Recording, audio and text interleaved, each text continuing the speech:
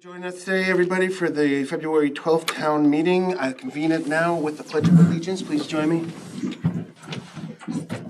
I pledge allegiance to the flag of the United States of America and to the republic for which it stands, one nation, under God, indivisible, with liberty and justice for all.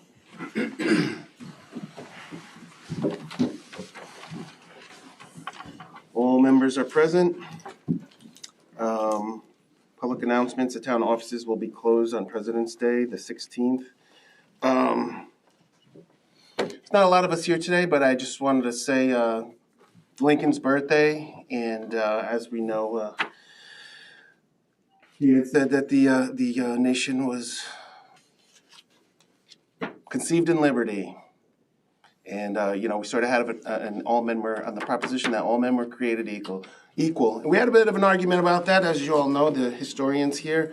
But I enjoy the end of that speech because government by the people, of the people, and for the people. Everybody that's here tonight, every single person doing the hard work, and it is hard work, to keep this experiment going, this American experiment. And I just wanted to say that, to thank every single one of you for being here. Approval of the minutes. All board members got the joint town and Ravena Board of Trustees sewer workshop from the 18th of December. Yep. And the 22nd of January town board meeting. Yep. Yes. I make a motion to accept those into the record. I'll second that. All in favor? Aye. Aye. All right, that brings us right to old business. It's the sewer project phase 1. We have invited Ben Seiden and Scott Siegel from LaBerge to answer any questions. Ben will give us basically a rereading of the memo that he sent us last week. Sure, thank you. Just in case you didn't print off a copy of it, I brought copies of the memo and copies of your original earmarked request grant application from 2023. You have all? Yep. Thank you. No, I gotta read it in, but.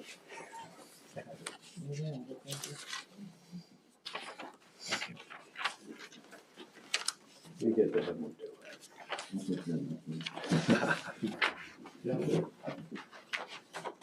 Scott and I can share. So, thank you for having us back again. This is maybe our 4th, 5th, or possibly 6th time here talking about the project.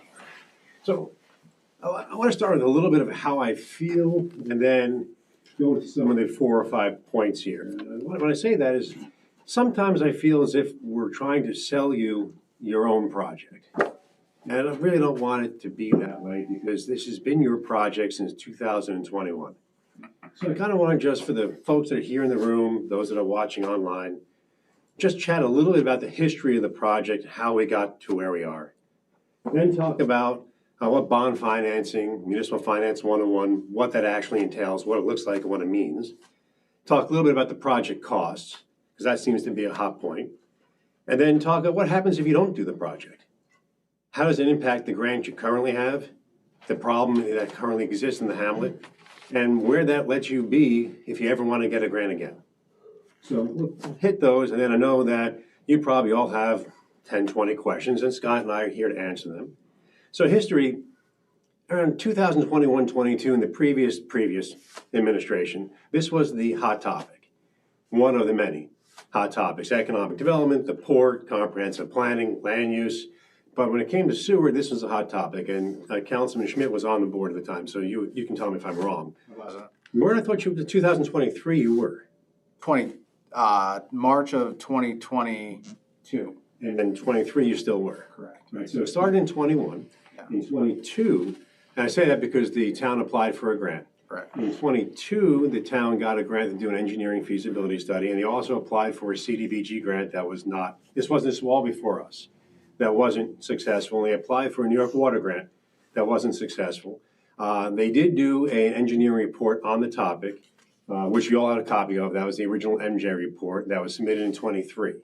That was signed in November, December of 23, December 23, and that used 2022 numbers.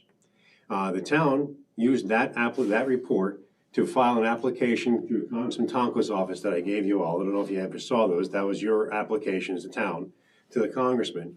And you had a 2.5, I'm going to use round numbers, not engineer numbers, planner numbers, $2.5 million. And you're asked for $1.3 million. And in the application, the town committed to financing the rest of the money with a bond. And in the application, it said, where else have you applied? And you said you applied to CDBG, and it said you applied to WIA.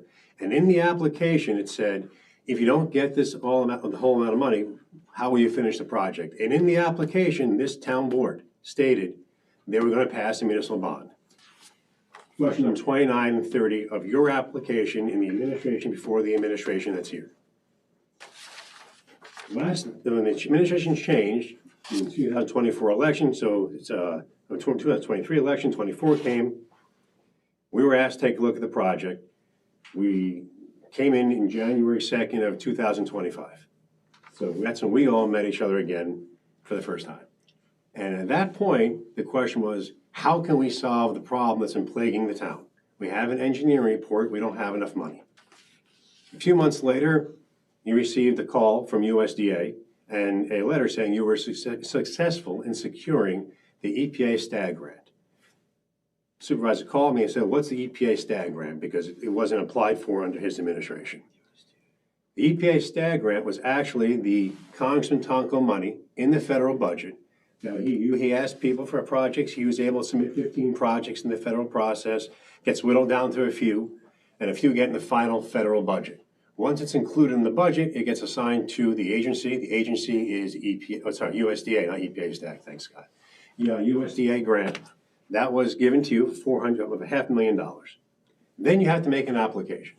And Keith kept talking about his pump stations and brought back your actual engineering report that was used to get the grant, from which you had already committed to matching. You got the $500,000. But it's not enough. The total project cost in 22 numbers was about $2.5 million.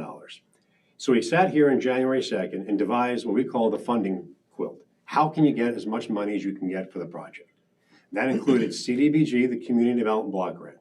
That included, again, applying to New York Water and trying to get a low-interest loan through the Clean Water State Revolving Loan Fund. We discussed that on January 2nd. There's a video to it. There's been discussion on it. Then the town met with, around May or June, with the CDBG office and the Environmental Facility Corporation and DEC, what they call a Community Assistance Team, to work with them as how can the state help? Here's our problem. We have violation after violation after violation coming from the I&I. We have a report that you helped do that shows that a line has to get relined and a line has to get replaced and our pump stations are failing. And the state said to you, this is where we think you should apply for. New York Water for 25% the remaining amount, and to CDBG because on a project cost that's continuing to escalate, here's how you go about doing it. Charlie Fillion from CDBG office said, you need to do an income survey. So this town board said, let's go do the income survey. Fantastic. I still disagree with him wanting to do that, but he controls the money.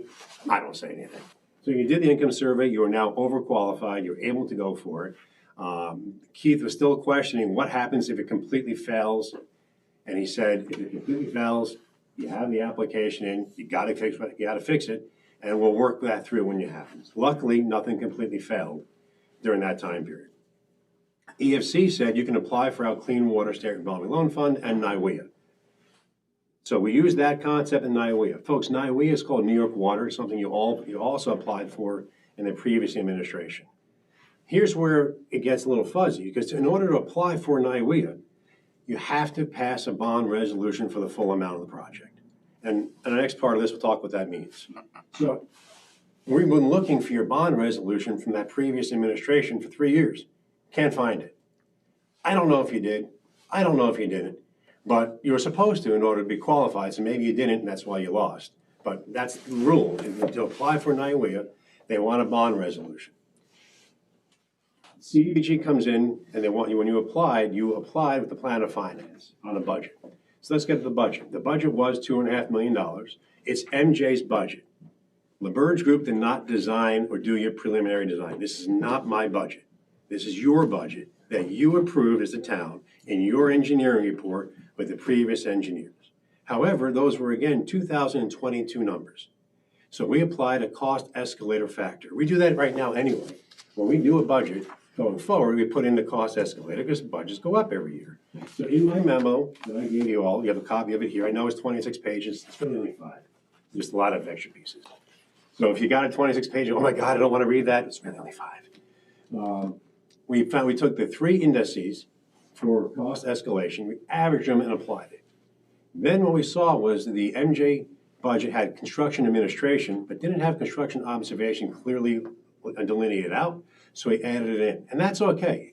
If you feel it's in, if they feel it's in, doesn't matter, because you're trying to have a budget that's bigger than shorter, because if you shortfall it, then you're out of money. You can't get money, you can't get more money out of grants. So there's a cushion there. So we came up with a budget that had one more piece missing, now $724,000. That's a contingency. EFC, because you're also applying for New York Water. Now remember, January 2nd, the funding quilt was CDBG and New York Water. New York Water requires a contingency of 35% at the preliminary engineering stage, because you haven't designed it yet.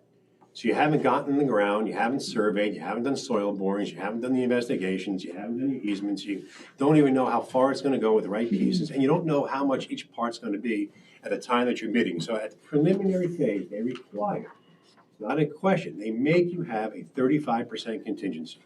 So your budget, for the budget's sake, got up to 3.366, call it $3.4 million. It's a $724,000 cushion in there. So that's why your budget grew from 2.5 to the 3.4. It's the contingency that they require. You also received an email earlier this week that I think the supervisor shared from Chris Hunsinger at USDA. His agency requires 10%. Every agency that you work with in the state has a different number. Some don't even want to see it, they make you include it in. For example, on Department of State, they will not accept a budget with a contingency, they just want your 20% in your normal numbers, because they don't want to see it there. So here you have a budget of 3.4. When we submitted the application, in your packet, in your 26-page packet, is your CDBG budget. We had to be as competitive as possible. To be competitive at CDBG, you have to have a combination of more project money in from other people. You had that with USDA. You had to have project readiness, which is what you were showing because your bond resolution and ban was going to pay for engineering to be done by March, so you can go out to bid in April. So you were ready to win. So you ticked off every box. You have the money committed. You said you had the money committed. You have the USDA money. You have a preliminary design. You had seeker. You had an engineer on board with the RFQ you did already. You had the environmental review, and you stated in your application that you'd be able to go out to bid in April. You were successful in getting that $2 million. That $2 million represents almost 60% of your project. That budget with your contingency showed $944,000 that was left over. Now, $944,000. Part of that is the $150 that you're trying to get moved from your assemblyman because the other project died.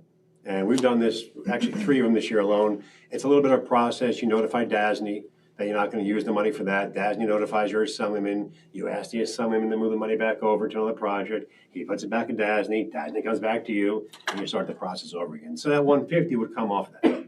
So 944 minus 150, round numbers again, is 800,000, which is your contingency right now. I can't tell you without designing it whether or not that contingency is going to go lower or not.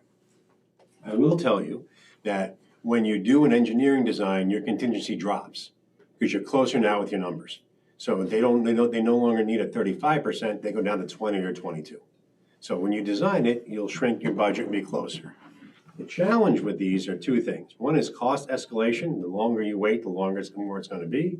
And 2 is the availability of the product. All these federal grants now require BABA. It requires Buy American steel and Buy American products, and there's a backlog in some of them, and pricing is challenging. So the contingency is there for that as well. So that's the contingency and the cost estimate. Again, it's not my cost estimate, it's yours that you approved, that you contracted with, that you designed, that you accepted. We added an escalation because it's 4 years later, so we want to make sure you have enough money in the budget. The last thing you want to do is apply for a grant, get less money, and not be able to do the project. So that's the cost piece. I explained the construction observation. For our firm, we separate construction administration change orders, looking at shop drawings, field work from construction observation. So they're two separate lines. We didn't see it in their budget. We wanted to make sure you had enough money. Hell, I'll be happy I'll be ecstatic if the cost comes in way below. And you'll be happy it comes in below. But if it comes in over, you will be very happy with us. So we make sure it's there. Now, Municipal Finance 101, I've had this discussion now with 3 different communities in the last 6 weeks. And I kind of framed it in a new way that I've been talking to a lot of people about, so you may have heard it. To me, take away the concept of what it means to an infrastructure project and put it into buying a house. Now, I was down with my folks in Arizona last week, and we had a conversation. I explained it to them, and they said, that actually makes sense. So I'm going to try it with the public. You want to build a brand new house on vacant property, and you think it's going to be about $400,000. So you talk to a contractor, and he says to you, yeah, I think I can do it for about $400,000, but you should budget $450,000. Before I begin, I'm going to need a construction loan and a pre-approval. But you were very lucky. You got married last year. Your dad gave you $100,000 for your house. So now you know I don't need $400,000, I only need $300,000. And unfortunately, your grandparents passed away and left you a trust. And that trust has $200,000 in it. So now you know you have $300,000 to build your house. However, you're not allowed to get that money until you show you did it first. See, your dad didn't want to just give you a check for $100,000. Doesn't trust you. And the trust cannot release the money without you showing invoices. So you're going to have to get out a loan, a construction loan, to build a house. But you know you have $300,000, but you need a construction loan for $400,000. You really know you're only going to borrow $100,000, and you want a little contingency in case you make any changes. You want a contractor grade this, you want to upgrade it to marble or granite. So you have the extra $50,000. So you go to the bank and get pre-approved for $450,000. And you get out a construction loan for $400,000 because you know you got to pay the contractor. Because in order to get your dad's money and get your grandpa's money, you got to pay, show the invoice, and you get paid back. End of the day, you only owe $100,000. That was your short-term financing. That's your ban. But you can't get a mortgage until it's built. That's your long-term financing. That's your bond. So in a municipality, you pass a bond resolution, which is your pre-approval to borrow. You only get out a ban for the cash flow you need to pay the contractors as you're getting paid back from the state and federal government. They're committing to you their money, but they're not going to give it to you until you pay it, show a receipt, show you paid, and you get it back.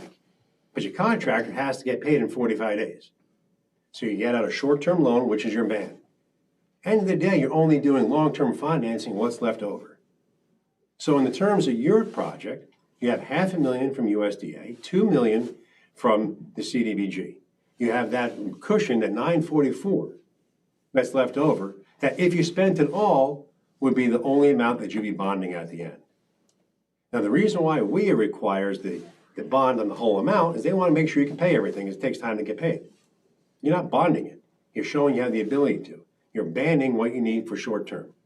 End of the day, and it's all done, when your project's complete, whatever the final amount is, whether it's $100,000, $700,000, $800,000, that's your final amount only.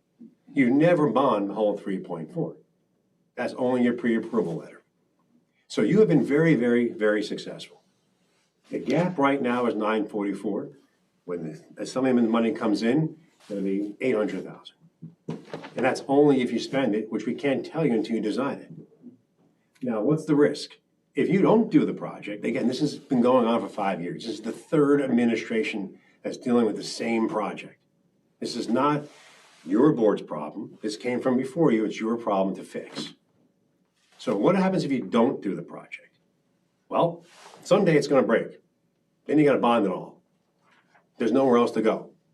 2, if you give back CDBG, you will not get it again with the people that are currently there. This will be the 2nd time you've told them and cried wolf. I have the biggest problem in the world. I need your help. I need the public to give me their money in my community.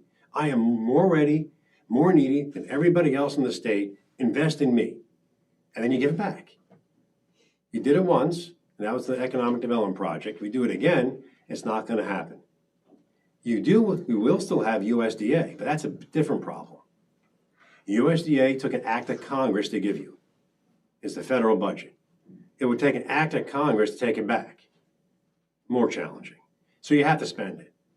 So what Chris told us was that if you don't have a bond resolution, A, he can't sign your contract, and B, CDBG can't sign your contract. You'd have to go back to USDA and reprogram that $500,000, start all over again with the application. It's already with you, but you have to go back and reapply how you're gonna spend it, do NEPA all over again, and then try to go use that $500,000. And you can do that, because that's still in here. But the other money won't be there. So that's a little bit of the history of the project. It's a little bit of how we came up with the numbers. Your number, not my number. It's your MJ report that you approved, as you being town, not you as the four of you.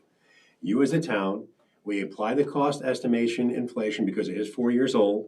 We added observation because it wasn't in the budget. So you now have a bigger budget. I'd be more than happy if it was less. We can't get closer until you design it.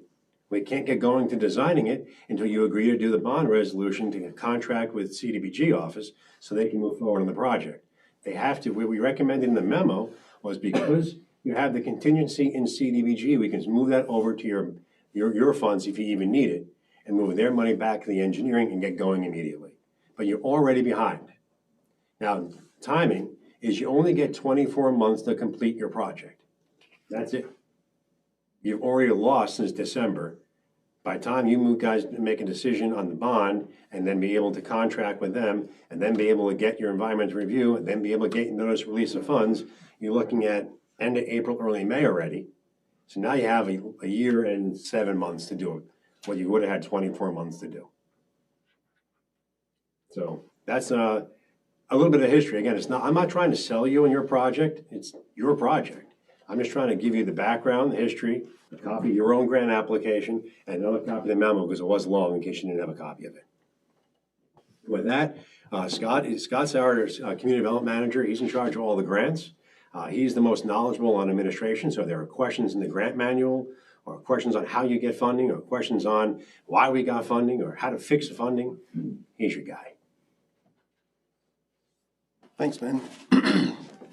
So I'd like to open up the floor to board members who have questions. I'll go first. So Ben, just so I get everything, a lot of acronyms, right? Pretty much what you're saying is, our gap here is about $944,000, but that is without the WIA, correct? And the WIA, typically, if we get that and we go for that, that's 25% of that project? Correct. 25% of the 944. The 944, correct. Correct. Right. But Councilman, you can only go for WIA if you have the full bond resolution. Correct. Okay. So even if we get the $150,000 reallocated from the sidewalk project, we're down to $800,000. We get 25%, a couple $100,000, and also too, if we did the income study, so hopefully we get the revolving door where it's 0%. That would be best case scenario. Best case scenario, but I don't see you guys ranking high enough on that list to get the 0%. Okay. You have to be above the funding line. Oh, okay. But you should put it back in because you don't know who the competition is. Sure. And if they reapply. So in the last administration's 2023, they put in the IUP, intended use plan listing, and you're on the list, but you weren't above the funding point. No wonder you didn't have an engineer in 24, so you didn't put it back in, so it was in 24s. Last year we put it back in. It's in there, but it's not on above the line list. I don't see you getting 0% from them. Okay. You will be eligible for low interest, but for the little bit you have, if you have 600,000 left after New York Water, it'll be cheaper for you to bond it than to use their money for it. Okay. Just in processing fees and time. Sure. Okay. But like you said, in all actuality, the worst case scenario, if everything costs what we say it's going to cost with all the contingencies and everything, it'd be a $944,000 gap. Correct. But it could be a lot less once you actually, get the project drawings and they figure out like what it's going to take and what the cost of the material is going to be. It could be less than that. We just don't know because we haven't done step 2, which is pass it and go after the project itself. Okay. So there are two parts to that, sir. One is you are correct. 944 is the gap. If some of this money comes over, it's 800. If you pass the bond resolution and get the WIA, it's 600. And that's at full value. Right. At worst case scenario with those two grants, you have 600 grand. Best case is we design the project, you go out to bid, the competition is fierce, and the prices come down.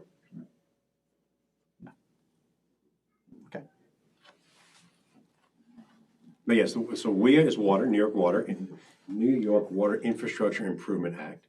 CDBG is the Community Development Block Grant, which is federal money given to the state, and the state administers it. USDA is United States Department of Agriculture.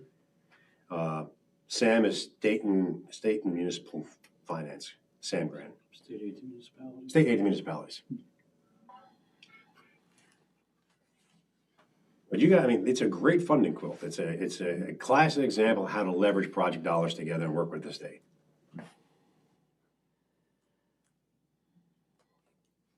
Amy, you have any questions?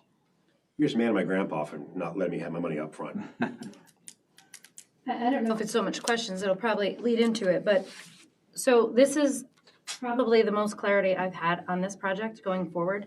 And I have to 100% disagree with your analogy on the mortgage, because this is not our money. Me too. This is not even, I don't even want to say taxpayers' money as a whole, because it's a special district. It is 519 residents' money. That's it. If this was larger on the scale, then I could look at it collectively as a whole. I'm not spending my money. If I spend my money, I would 100% agree with you. This is taxpayers' money, and the uncertainty of how much in the end it's going to be, this is also a bond for 30 years.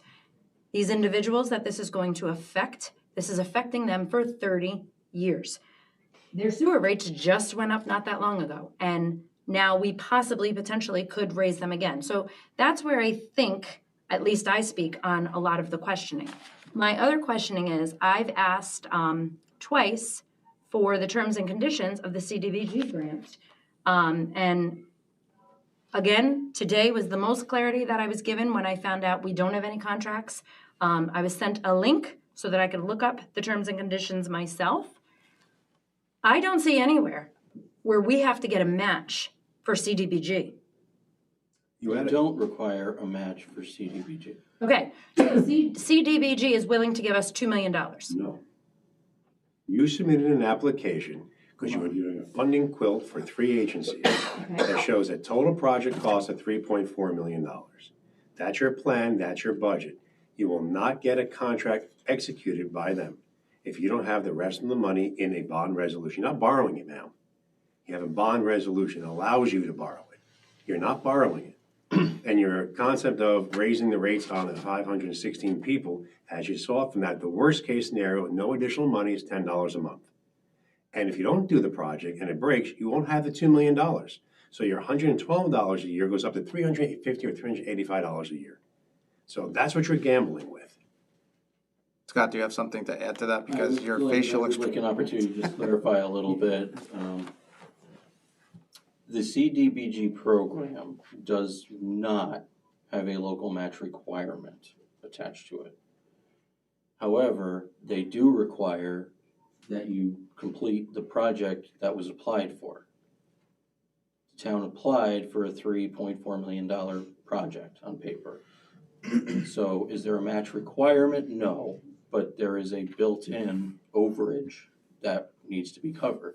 They're not going to give you the $2 million to just do $2 million worth of work. They want to see the entire project done, or they don't give you any of the money. If that helps, is that kind of? It helps, but I don't necessarily know if I agree with that or if that's true. I was reading a lot of their proposals on projects that they have done, and no way near was it the amount that we're asking for. So I don't have it in front of me, but some of the projects needed $280,000 more. And the town was actually able to pay for it, and they were able to provide that to the CDBG. So, and they were fine with that. Correct. So I guess, Mike, you said correct? You have $400,000 in your account, ma'am. That's irrelevant. My whole point is, so we could technically either go back to our application for CDBG and let them know and bring the scope of this project down a little bit. Nope, we spoke No, they won't do that. we spoke with them last 2 Sundays ago. The answer is simple, ma'am. If you want to call, I'll give you the phone number, and you can talk to Charlie Philly, and he'll tell you exactly what he told us. You applied for this. This is what you presented because you were building a funding quilt for your project.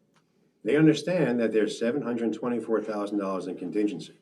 All you have to do is pass the bond resolution that says that if it's over what we have in money and from grants, we can cover that. way. If you don't do that, if you can't cover that, if you can't show you can cover that 720, in this case, 944, they're not going to sign their contract with you. I know I would not go into your school and pretend to be a teacher. This is what I've been doing for 30 years. Over $610 million of projects, over 432 applications. This is what we do. I'm not trying to teach anything. I'm showing you that you have on paper a budget. We did that using your own report. What State Office of Community Development, CDBG, is saying is you have to be able to show that you can fund the rest of the project. You can't fund the rest of the project. If it comes in $1 over that, you haven't committed to doing it yet. In your own budget, you have $400,000. That's all the money you have to play with. If you want to pass a bond resolution for $500,000, that may cover that piece, but you have a problem with cash flow. You can't get their money fast enough to pay your contractors when you get going. That's what short-term financing is for. That's what the ban is for. And I open to counsel. You guys are the attorneys. You feel free to jump in whenever you want. I don't disagree with how you're characterizing it. So let me ask a question. Sure. You made a comparison to a home mortgage versus a municipality bond. I think is very different. How you run your house, how you pay for your house, how you pay for a municipality. For instance, cash is king. I don't have a mortgage on my house. I have a house.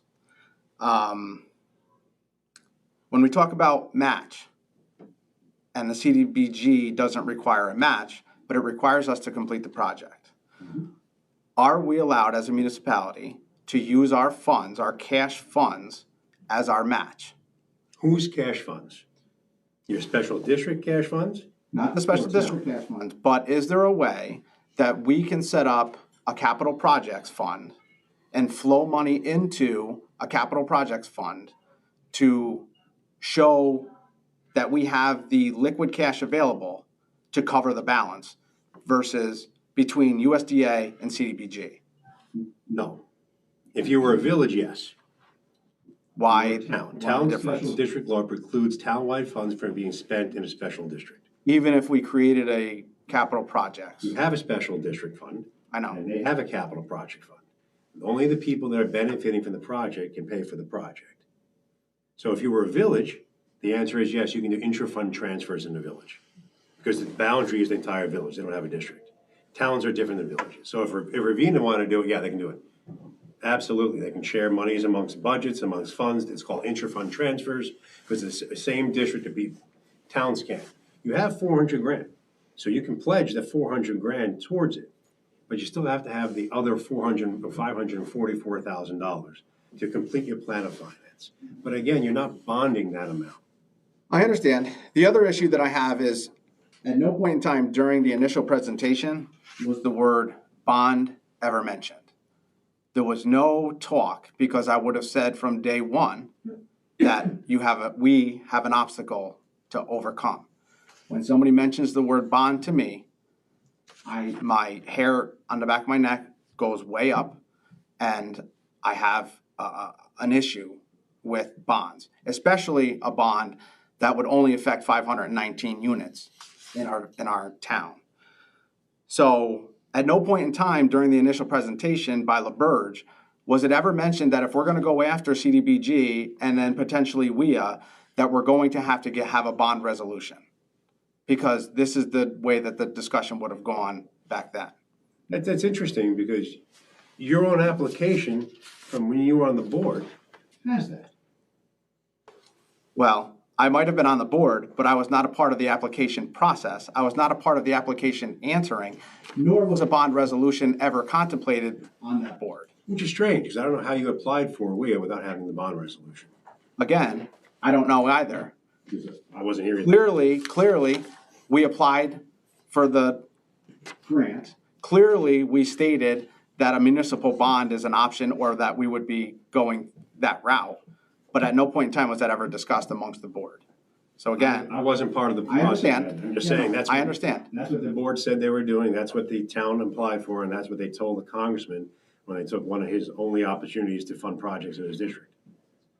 So, again, I'm not here to defend, I'm No, not I here know. to convince. But my point is during your initial presentation about grants and everything else, at no point in time was the word bond ever brought up.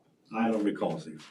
I can go back and look at the minutes, I don't I recall. think that's why that resolution failed though and got kicked back, because it did not state, that wasn't in there. So I think you may be correct in the fact that a bond was not spoken about, and that is why that resolution was kicked back, because there were no funds for the remaining balance. When you, Mr. Donnelly, had produced the two resolutions for me, it failed for that reason, because the remaining balance of the money was not shown on paper how it was going to be obtained. That was the 2023 Correct. application. So the bond was never discussed, No. and that's why it failed. So that just gives you more clarity. Well, no, that's from the previous administration. I'm Correct. talking about the presentation that Mr. Seiden and Mr. Siegel presented to us initially with this board, with the exception of you, Ms. Grogan. At no point in time was it ever discussed that we were going to potentially need a bond to cover any gap. So where do you think the gap gets covered from? My understanding was that it wouldn't matter. We would have a $3.366 million project. We would go after as many and as much grant funding as we could possibly get. What you're doing. And we would utilize that funding for our project. Where would the gap be covered? Are you under the impression that you were gonna get 100% funding from? That's exactly what I was thinking. No. There's no way in the world that anybody gets 100% funding for a project like this. That's fantasy land, sir. By the way, it was mentioned January 2nd, 2025, when you came here and told this board, it's on video, it's on our website, you can go watch it. It's minute 25, I've watched it over and over again. You used the credit card analogy at that time. You mentioned bond resolutions over and over again. Okay, I don't recall, but I'll be happy to look at minute 25 also. Me too. And what date was that, Supervisor?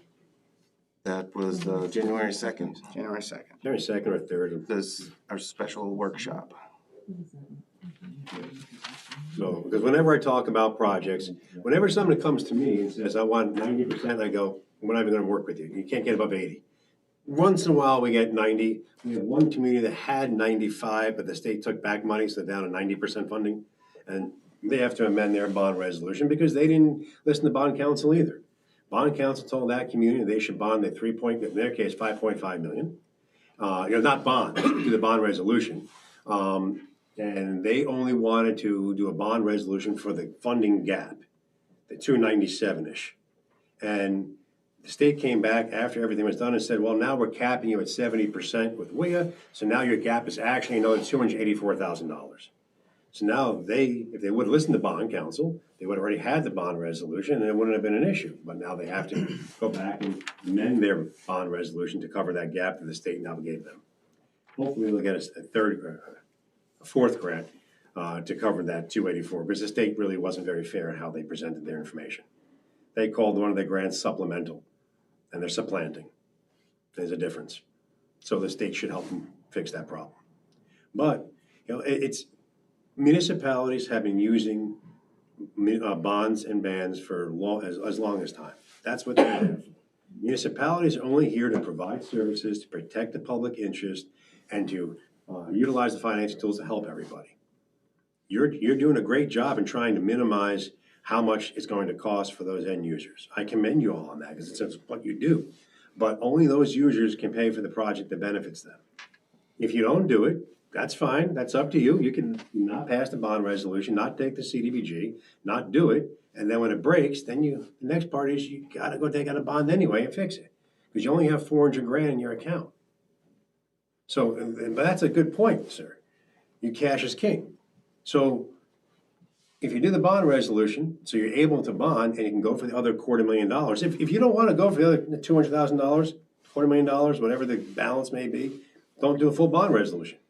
Do one for $1 million. And if you feel you got 400 grand in your account already, which I think that's around what you have in your sewer capital fund, Yeah. then do a bond resolution for $544,000. It doesn't bother me, but between 400 and 544 together, that's your 944. And that comes your cash flow. By the way, I think the board should know that that $400,000 is 2 months operating capital for the sewer system. I had a discussion with Keith today, impromptu, in the hallway of the offices, and they're having multiple problems for Monday, Tuesday, and Wednesday. Effluent was over by about 1,000%.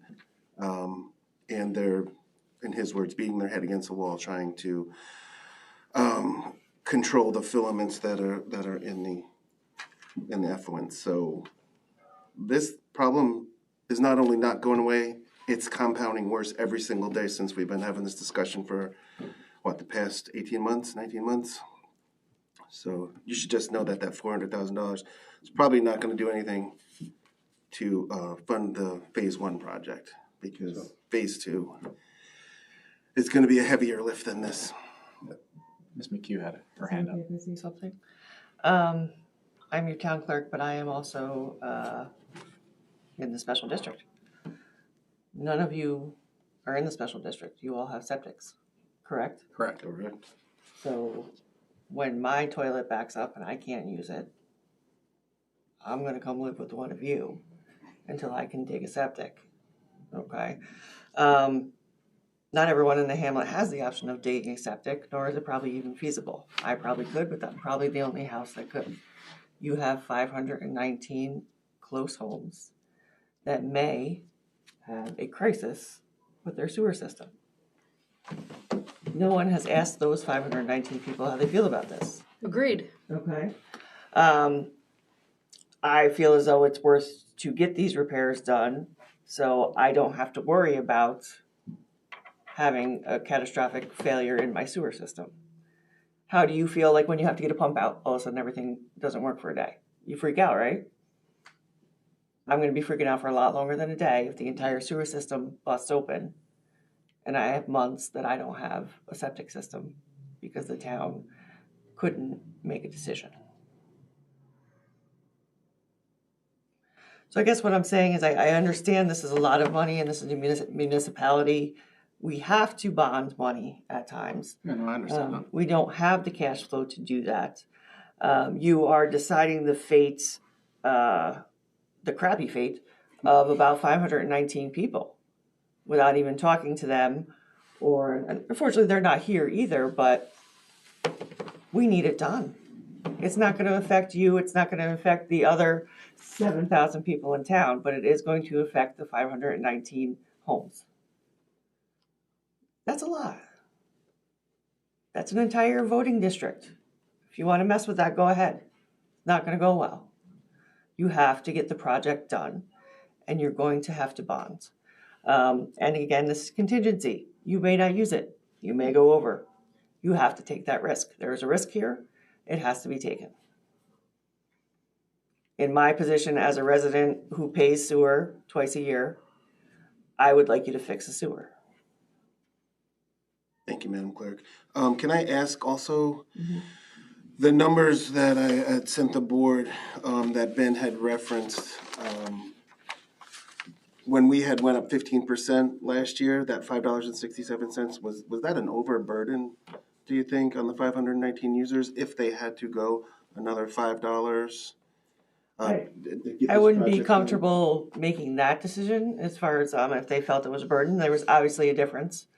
I didn't hear too much about it. You do have a lot of renters in that area, so you have landlords that are paying for it. And Keith has told us before that our sewer rates, our national averages are low. So that 15% was a hike. I think they're like, one unit is $260.26 right now, twice a year for just one unit. So it probably, I would think with national averages should probably be somewhere closer to 300 if you want it to be in that range. But it's also, it's a flushing toilet. It's a clean system. Nobody wants this running down the street, going into the river. It has to be repaired. You don't have the infrastructure to hold it together right now. And I believe the supervisor has even said in the past that if we don't fix it, if we take too long, you're going to be mandated to fix it. And you're not going to have $200 million to fix that. Or 2 million? 2 million. 2 million would be nice. I would love to. But I understand and I appreciate your conservativeness with the money, but I think you also need to understand the severity of the situation. I would agree, Ms. McHugh. You know, again, infrastructure. It's something you can't see, but you notice when it's not there.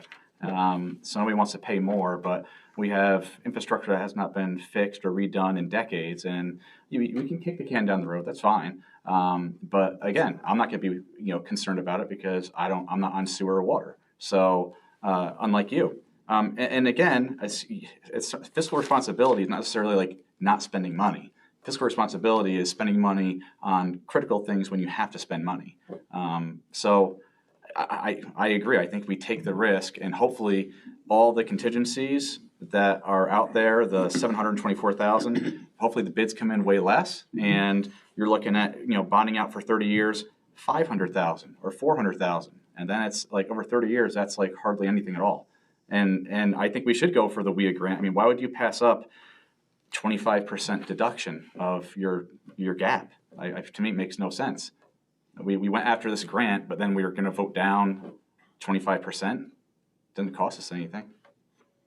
I don't know. Understood, and I think if we do pass this bond resolution, which we absolutely should, and I think I'm glad that we're hearing from the Hamlet, thank you, that as this administration moves forward, we're really going to need to start planning for funding for maintenance, not emergencies, because that's the way the town's been being run for ages. We're dealing with an emergency, and we have been for 2 years now. Once this project moves forward, so I said we're going to focus on the wastewater treatment plant this year. We have to start funding for maintenance and not just emergencies, and because that's the way it has to be. The infrastructure cannot just be allowed to crumble for 10, 20, 25 years before somebody gets around to it. And I spoke with Keith today, and he was very drained from working. He works hard. He's a human being, and he worries about it. I mean, you'll hear Linda. She came in, says this every single time. We have to look out for our workers as much as our human infrastructure, as much as our medical infrastructure. I want to go back to Ms. McHugh's point. Has anything ever been drafted up from the town and sent to these to the people in the special district? Ever? Not that I'm aware of. So, and that was one of my questions when I met with you, when you had put that Zoom call up on me. I asked those 3 questions, and I asked that question: is the special district aware of this? Because yes, some people were upset that their sewer rate went up. I mean, it was all over social media. You can speak to people. I actually just bought a home in the village. I do now pay that sewer rate. That's not within that district, but, and there were 3 choices. It could be a town board vote, so we could vote on the bond. That was one choice.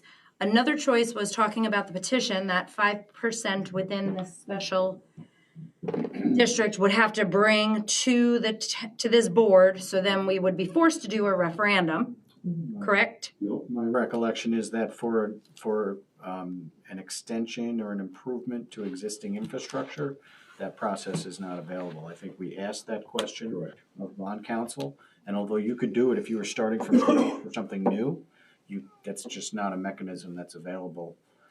Okay, that, when we spoke, that is what you Right, well, that's what I was leaning towards, what they can do, but then we checked with bond counsel, and they corrected me. Okay. Bond counsel stated, there's no, and his exact, I'll summarize his words, I don't want to exact his words.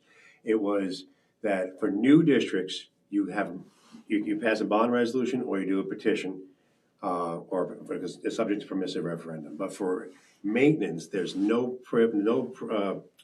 nothing in state law or general municipal law or special district town law that allows for a referendum or a permissive referendum on repair of infrastructure. Okay. So bond counsel correct us, and you all have access to Doug Goodfriend, and you can call Doug or email Doug, and Doug will tell you the truth. He'll tell you that you cannot referendum a fixing or repair, and he will tell you that he will tell every single community to pass the bond resolution for the total amount, even though you're only going to borrow a small amount. No, and that's fine. I'm only going off of what our conference was and the information that I received. And the last option was that district could do a vote. I'm aware that will cost the town money to do that. But I thought that was very important. Are these 519 residents aware of it? So, and I don't know if that's a simple letter that gets mailed to them, or maybe it should have gotten mailed prior to this.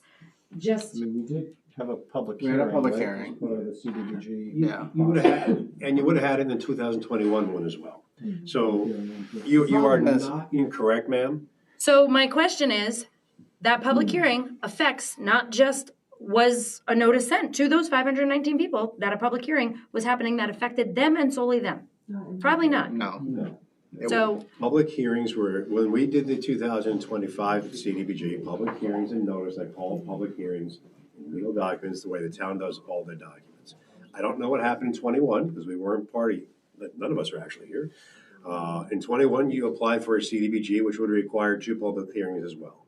In 21, you applied for WIA, which would require the resolution as well. So this is not a new project, man. This is at least 5 years old. So if the public doesn't know about it, that means the town at any time in those last 3 administrations could have sent a letter to somebody or put it in the newspaper, but this is not a new project. now the last question from our meeting was, do we have to have a public hearing again? Because when we met, we did not know that For answer. the bond resolution, you do not need another public hearing. For CDBG, if you do the project, at the end of CDBG, you'll require another public hearing. That's what they require 2, one before, one after. You used to require 2 before you applied, which made more sense. You do have to remember, if you're going to kind of backpedal and contact people now, we're under a time constraint. You are. You already lost months, and you have to spend it in 24 months total from the day you got awarded. So again, I go back to my opening statement. I don't want to feel like I'm defending or trying to sell you your own project. I was just trying to answer the questions you have, and if my tone comes off as I'm trying to sell or defend, I apologize. I'm trying to provide as much detail as I can. But on page 4 of the memo from January 30th, it does break out what the potential EDU cost is in addition to the current cost. If you only had USDA, if you decide not to do anything in the project, you only have USDA and someday it breaks, and like using your analogy, you're out 3 months, you gotta fix it no matter what, that would cost you $348, $350 a year more. Right now, with what you have, USDA and CDBG, it's $112. $10 more a month. And that's high, Ben, right? Yeah, That's at the current cost. Escalated estimate. Escalated, contingency, kit and caboodle, $10 a month. If you get the SAM grant reprogram, which we're confident you will, because they normally do that, it's down to $94 a year. And if you do the bond for the full amount, knowing you're not gonna bond that amount, but you need that to qualify a WIA, and then get the other 25%, you're down to $70 a year to fix your system before it's catastrophic. And keep in mind, folks, your actual report didn't want you to repair your pump stations, it wanted you to replace them. But your board and Keith worked very hard to say, what can we do just to keep things going and repair my pump stations? That's what's in your budget, not the full replacement.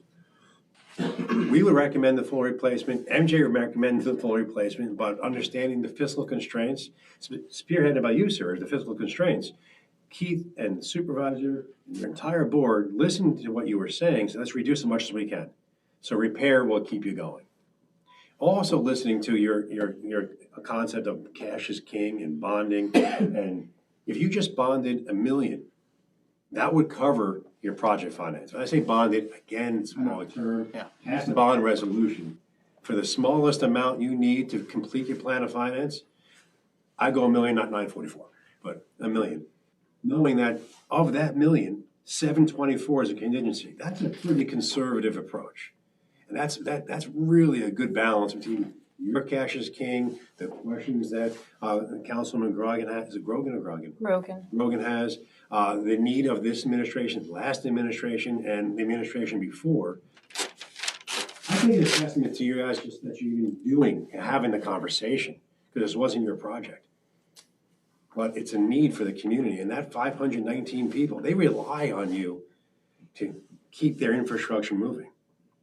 And as scary as bond financing is, and as scary as it is to say to people that I'm raising your rates $10 a month, maybe $7 a month, I'm protecting your long-term infrastructure because if it breaks, we don't have this money, it's coming in at $350 a year instead. So using your fiscal modeling, Sarah, you're really able to bring this down to a palatable balance between the way you approach finance and the way projects are. So I commend you for bringing them up. So you just said that, I just got on this.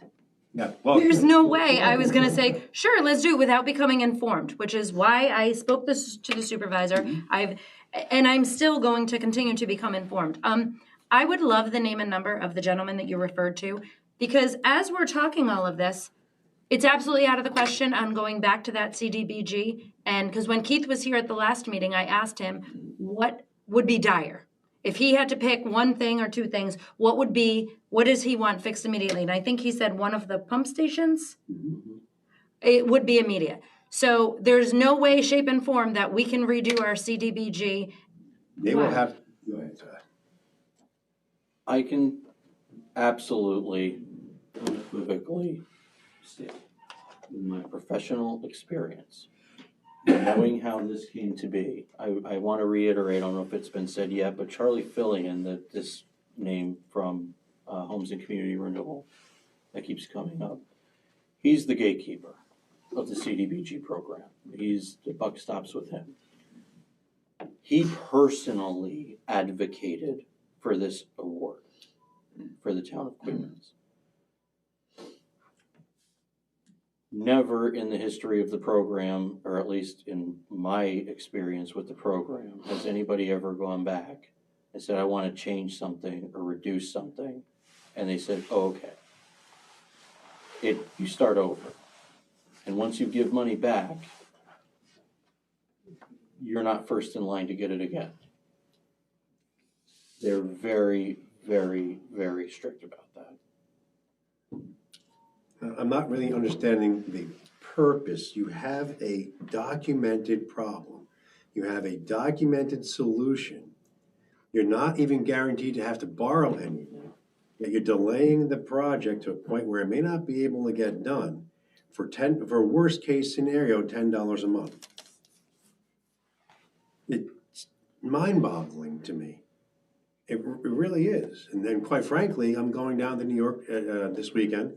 I'm presenting, again, on small community success stories of public infrastructure. And I changed the entire presentation to begin with. Are you ready? Let's have a real conversation. Because if you're not ready as a community to be able to do the financing of a project, do not apply. Do not waste the time of the state employees and the officials that are working with you to bring to bear public resources to your project, because you are the ones, not you individually, but you as communities are saying how needy you are. It's a hard competition to win, folks. Every community has needs, they're asking for money. And if you're not ready to put down and go forward, don't apply. I don't think it's a matter of not being ready, and I don't think that that's necessarily a fair statement because it's a different board. So with that said, and when it was put forward, I think to remind you of that, there was no money that had to be matched initially. So I think when you look at the history of this, it has evolved and it has changed and different things have changed. So, and I don't think anybody sitting on this board is discrediting the fact that this project needs to be done. I just think people are sitting here trying to figure out and get creative on how it can be done with the least impact on the special district. And you do that. It's the contingency. Yeah, but I'm also not one for what ifs or maybes or, and we don't know at the end what that's going to be. Right. So You have to design it and put it out to bid. So again, this is your project. It's not for me to defend. It's not for me to sell. It's your project. If you want to delay, that's fine. You want to give back the money, that's fine. Then your next step, if you give back the money, is to work with USDA. Chris Hunsinger, you all have his email, supervisor. He's already said that if you have to have it, you have to redo your budget with his project, add a 10% because his agency is 10%. And if you're not going to do the project, you have to redesign what you applied for, take out the money that's going towards these sewer lines. So when they break, you got to go on emergency bond and do whatever else you can in the sewer system. So you can work with Keith, work on your pumps, and work on what he needs in his treatment plant for the 500 grand you have, and then hope for Mrs. McHugh's sake that the rest of it doesn't blow up. That's fine. That's the next step. So my last part was what happens if you don't do it. You don't do it, you give back the money to CDBG, you don't sign your contract, and you don't apply for WIA. The only reason why you had to have that big contingency going from the original 2.5 minus your escalation factor was because you wanted to get your $250,000. If you don't want to do that, which is fine, then you go to a smaller amount. That goes back to what you're saying, sir. You're gambling 200 grand, you may not win it. But if you want to try for it, you have a larger bond resolution. Just getting a bond resolution doesn't mean you're borrowing it. It means you're able to. But that's just a 200 grand, I say just. It's only, it's 200 grand you're giving up the opportunity to apply for. That's a decision. I've always said that our job as consultants is not to make decisions for you. It's to give you the information from which you can make an intelligent decision on. So that's up to you. We gave you now all the information. We gave you how we came up with our numbers. In the memo, we gave you what the impact to Mrs. McHugh would be and the district if it's the worst case scenario of giving back CDBG. If you do the project as it is right now for $10 a month, and when you get the SAM money, it goes down from $112 to $94. And if you get the WIA, down to $70. And that's only if the full contingency has to get going, but you have to design it and put it out to bid to figure it out. And you can put it out to bid and not do the project too. If it comes out too big, you don't want to do it. But that's all the information I got. But if there are technical questions on what WIA is or why they need a bond resolution, Scott's your man. He used to be you. He was a town board member. Not here, but in Green Island. He understands from your side of the table the challenges and honestly the fear of having to go out to bond and what that impact is on people. That's why he has no hair.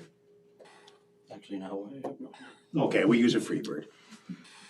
I think that's important too. Like you said, Ben, it's the idea that, even if we try to get the cost down as much as possible, we put out to bid and we're still, and it comes out to be the full amount and we're terrified of it. Nobody's forcing you, strong-arming you to do the project. You could say, forget it, we changed our mind. Or down the road, another town board could do that if it takes some time. But the whole point is either, in my opinion, go for the whole amount, try to get the WIA, the 25%, and hope for the best, or face the consequences. Once again, I would always go with the bond council's recommendations because Yeah. I've also been doing this for about 30 years. Doug Goodman. It's an excellent source of information. Yeah. Thanks for the presentation. Thank you. Thank you, Ben and Scott. Appreciate Very it. thorough. You've answered a ton more questions, so hands. thank you, and I appreciate that. Yeah, Do we want to? Excuse me, I'm sorry. Do we want to? What you just said, couple of minutes. Yeah, I was gonna say, if you wanna do public comment on this specific subject, sure, hop up.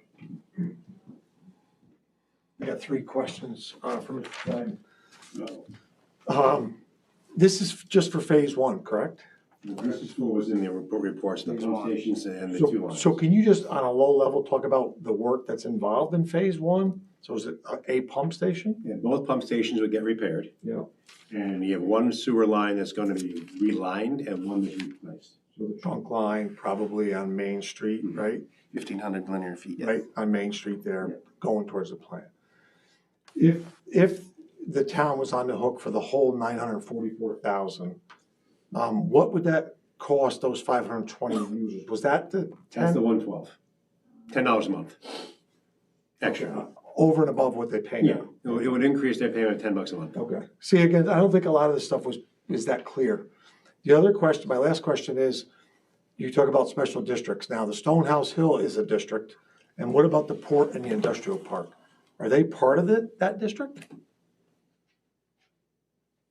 The lift station services the industrial park, yeah, So I guess they are, right? So the port and the industrial park? That's my understanding. Okay, all right, thank you. And sir, again, that's if you only use USDA and CDBG that you currently have is $10 a month. The SAM grant lowers that down to $94 a year, so divide that by 12. And then if you get the WIA grant, the other 25% is down to $70 a year. And that's if the full contingency is in. So we put the worst case in. Gotcha. Does the district include the village? Not for this. Not for this phase. No. It's a good question. Because it's outside the plant. Because the sewer district as a whole is everybody, village and those hamlet. However, your IMA specifically states that town pays for town infrastructure, village pays for village infrastructure, and combined pays for the wastewater treatment plant at a 70-30 split. And this is outside of the treatment Yeah. plant. This is the just station. right. So it's only those 500. However, But the around, village sewer still goes through those trunk lines. Right. So the village So it's wouldn't kinda be weird. responsible for any of the split. It's kind of unique. I asked that same question at that meeting. Thank you. But they are going to be responsible for a significant portion of phase two. Right. Phase 2 wastewater treatment. that's different. We haven't You can't gotten do there yet. phase 2 until you do phase 1. Thank you. I just want to be clear. We're fighting so hard to have the residents not pay an extra $10 a month. It's not a matter of fighting. And, excuse me, let me finish. And if something fails, they're gonna not have sewer, they're gonna not have toilets, and they're gonna now pay how much a month? If they have to fix it without CDBG, they'll have to go up to $350 a year. So we're fighting so hard to have the residents not pay $10 when this is going to be These catastrophic. numbers just recently came out, which is why we're having these discussions. So we have clarity and we have facts, so we know what this is going to be. I'm just being clear that we're fighting so hard to have them not pay $10. It's not a matter of It's going fighting, to be it's, catastrophic and they're going to pay. it's getting information. Okay, but I'm just clearing that, right? Because if it fails, then they are going to pay $349 and have no toilet. That's what's going to happen. I just want to be clear on that. Anybody say I'm wrong? No. Because I'll tell you something, every one of you should go down to the sewer plant. Okay? And get yourself really familiar with what's going on. 5 years on an infrastructure like that, you guys are crazy. You're out of your mind. Okay? Because when it fails, Candace and the other 518 are not going to have a toilet. They're not going to have facilities. And you're going to look at them and say, oh, by the way, you now have to pay $349 more a month. A year, I'm sorry. But you could have been paying 10. I would just offer, I assume if it fails, depending on what fails, it's also going to affect the village. Right? Yes. Not just the 519. Because There are all those village users who. That's a different story. it's a very strange situation how your system works, but yes, their flow flows through your pipe. Correct. So in a very simplified situation, if you want to send out a mailer, that's what the mailer should be. Would you like to pay $10 or would you like to have it fail and pay, $349 and have no toilet? I mean, that should be a real simplified thing, because as a resident, and I'm not in the district, I'd be like, absolutely, let me pay $10. Because like Candace just said, we don't want to go out without. I'm on well. Okay? We don't want to go without. Like, I don't know how anybody is not understanding that. You know what I mean? Like, and this needs attention. You know what? Ben and Scott laid it out so well. Yeah. That It is beyond baffling that we are even having a discussion and it wasn't already voted on and the work is not already begun. What's baffling is, I just found out 3 weeks ago that it was 519 people. And I just got more clearer numbers. I'm not gonna vote on It something. doesn't matter, that I it's don't been 5 know the years. Information. I get it. So, to be respectful to everyone in the town, I want the facts and I want the details. Well, so I just That's have. why we're here tonight. Yeah, So, thank you. yeah, no, thanks. I just want to make sure everybody was clear on, we're literally fighting over $10 A month. a month. Not to interject, sorry. No, thanks. okay, so with that, thank you very much Thank you. for laying that out so clearly for everyone. There was actually an interesting exercise writing the memo on January 30th. Yeah, that memo. It just went back to the entire history of the project that we've been part of since January 2nd last year, but the impact, the budget hasn't changed from the CDBG grant or the WIA grant. We discussed it with the bond resolution back in September. Scotty here was here in June or July for your public hearings. And so it's not new information, it's just clearly placed in one memo. We appreciate it. Thank you. Thank you very much. Thank you. Any further questions for Scott or Ben? Okay. And one thing is, the Well, I do have, the ideas and the questions that USDA had in the email to you guys, we're not gonna respond to. Mhm. We're not gonna even call Chris again on it until we know you're gonna go forward on the I project. also would personally like to thank you for working 40 hours, 80 hours, 40 hours apiece, without being under contract for the town of Queens, for all the back and forth emails and phone calls, and coming down here on your own dime tonight. Thank you. I appreciate it. We were selected by RFQs, we're just waiting to give you the contract. But we don't have a project yet, so if you have a project, we'll already retain. You went through the federal procurement process. It was required for New York State, CDBG funds, and WIA. Back in June, July, I showed it to you in your thing, and we were selected. We're very grateful. We want to work with you guys on the project, but we're not giving you the contract for phase 2 yet until you know there's a project. Because you shouldn't have to sign something if there's not a project. Well, I personally am grateful for LaBerge for being town builders and working with us so diligently. I will just add, if anybody, even individually, does have any follow-up questions, I always make myself available.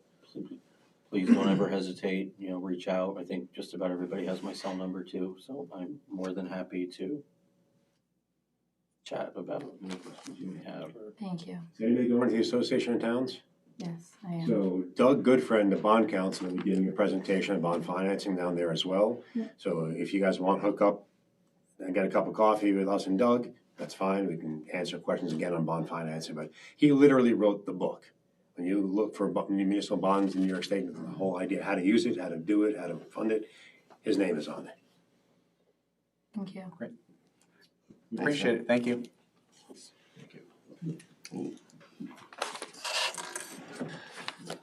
Okay, that brings us to the MOA for the Oakland County Sheriff's Substation. You want us to move the table back? You know I like it there. I can keep it there. If somebody wants to go up. Well, it's just easier to write things down and work together. Yeah, Michael, are you comfortable with the table? it makes sense. Mike? You must not be comfortable with the table. Comfortable with the table? I like it. I actually Might be a new thing. We left an everlasting mark. That's it. So that brings us to the Albany County Sheriff's Substation Memorandum of Agreement discussion. They have left the building January 31st. What's the discussion the board would like to have on that? Because it's.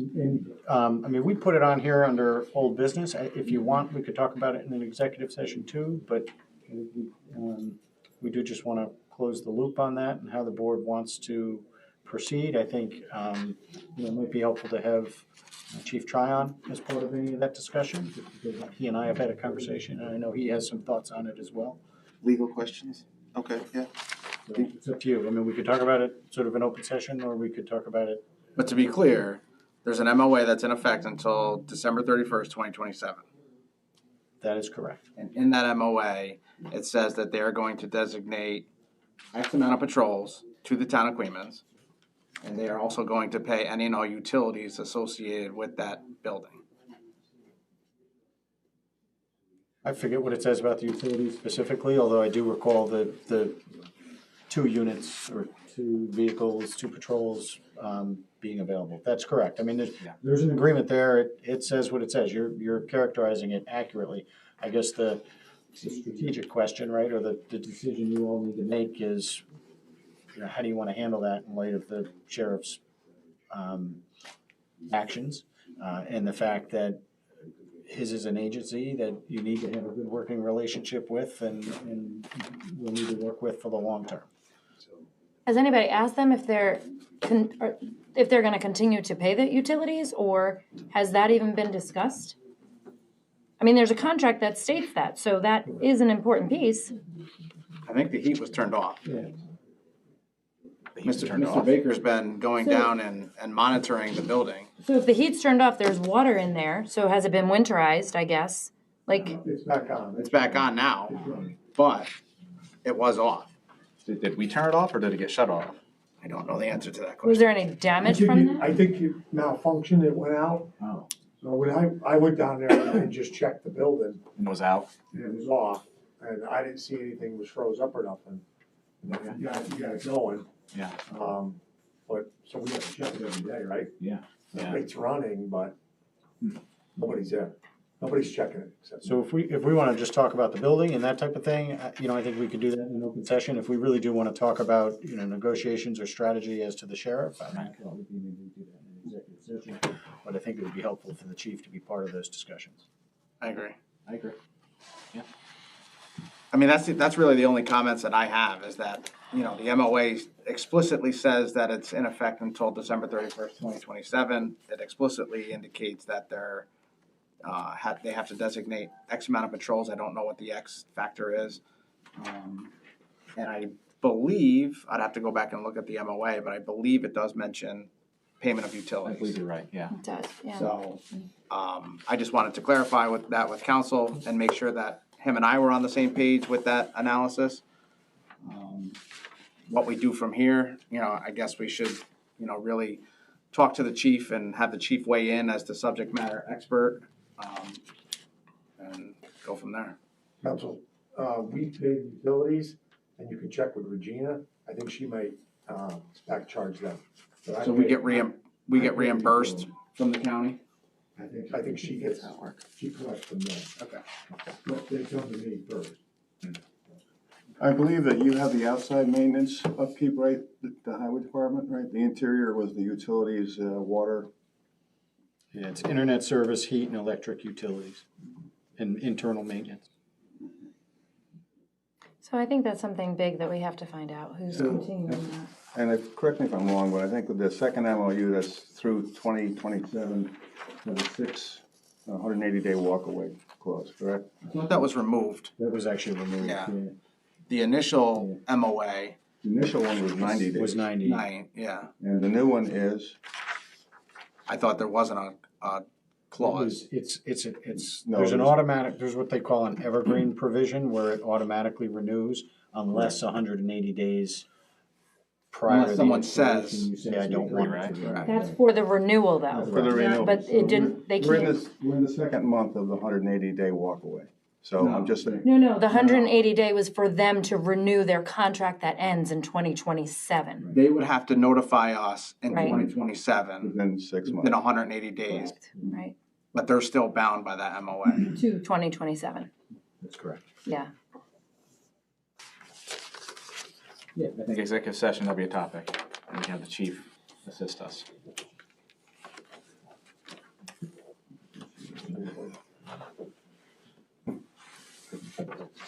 You wanna go into executive?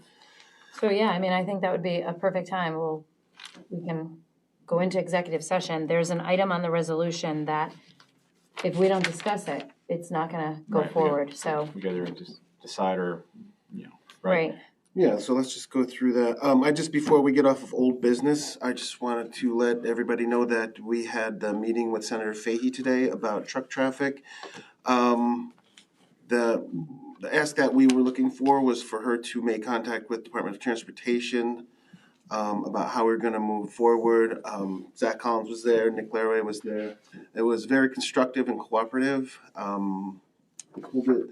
Pulled together what we were looking for and made it known that Queeman's industry and Queeman's residents and the local government are not going to stop until this is addressed fully by the state, because it's a regional problem at this point, and it's gone beyond village and town resources. So we went to her to reach out to the state. She was receptive. We have made contacts. And that's the next steps on this, is to pull together the meetings that the town has to have with the various stakeholders, and while they reach out to DOT. I had asked them if DOT would require any evidence of what's been happening in the town, and they essentially said they're in a wait and see attitude while they reach out. Yep, perfect. I just wanted to add that it's looking like a 9-month time frame for the traffic study to get issued. We are going to keep it in-house with the Alliance. We have money through the Alliance, which is a good thing. That means we can progress at our own speed. You guys said something about a traffic study earlier. I would just hold off on that. That's my own personal opinion, because this is going to encompass that. It's going to encompass everything, not just county roads. It's gonna look at the whole issue. It's gonna look at both issues, really. This truck's coming down from Mountain Road Extension and the truck's coming up Main Street. So that coupled with federal help that hopefully Fahey is gonna get us, I thought it was a very productive meeting. Yeah. I did.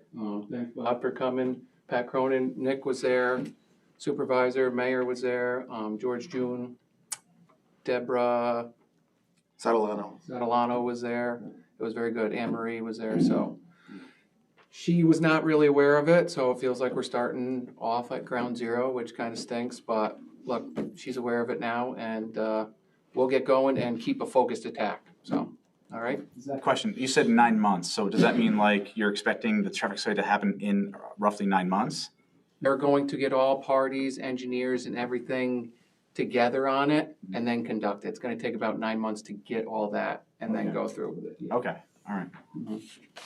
All right? All right, thanks. Thank you. Okay, resolutions. Trish, you wanna start us off? Well, we're gonna make a motion to go into executive session to discuss one resolution. And Yeah, when we then, get to that, we'll just kinda put it to the side. Well, there might be a couple that we might Yeah. wanna. yeah, so I think we would go say we now, make a just real motion. quick. I'm Oh, gonna you make wanna have a a, conversation I'll first? second it. I feel Yeah. like that'd be the best decision. Okay, that yeah. sounds great. All in favor, aye? And Aye. just to clarify, this is to Yeah. Thanks. discuss some contractual matters as well as the decision on we want to talk about. Right, that's my understanding. Yes, that's correct, thanks. Okay. And I don't know, I think, and to make this quick, we're oh just yeah, gonna this talk is about quick, these this is one resolutions. thing, We're yeah, not and gonna have then the chief we'll. in there. We'll be returning. Well, okay. Well, I thought we were gonna just do that after. We were gonna go We'll into do- another executive session after the meeting. This is for one matter and one matter only on here for personnel matters. Yeah, Oh, okay. You want me in this one? no. No. Sorry.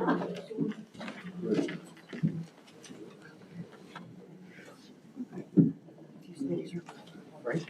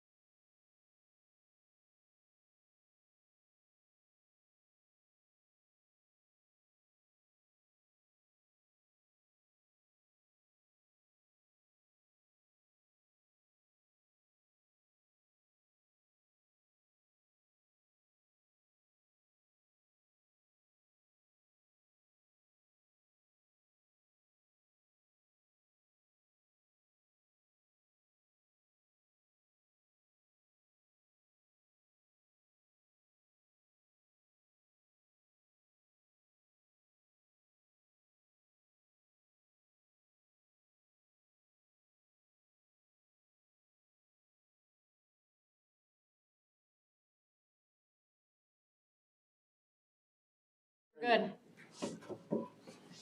We're on? Yep. Okay.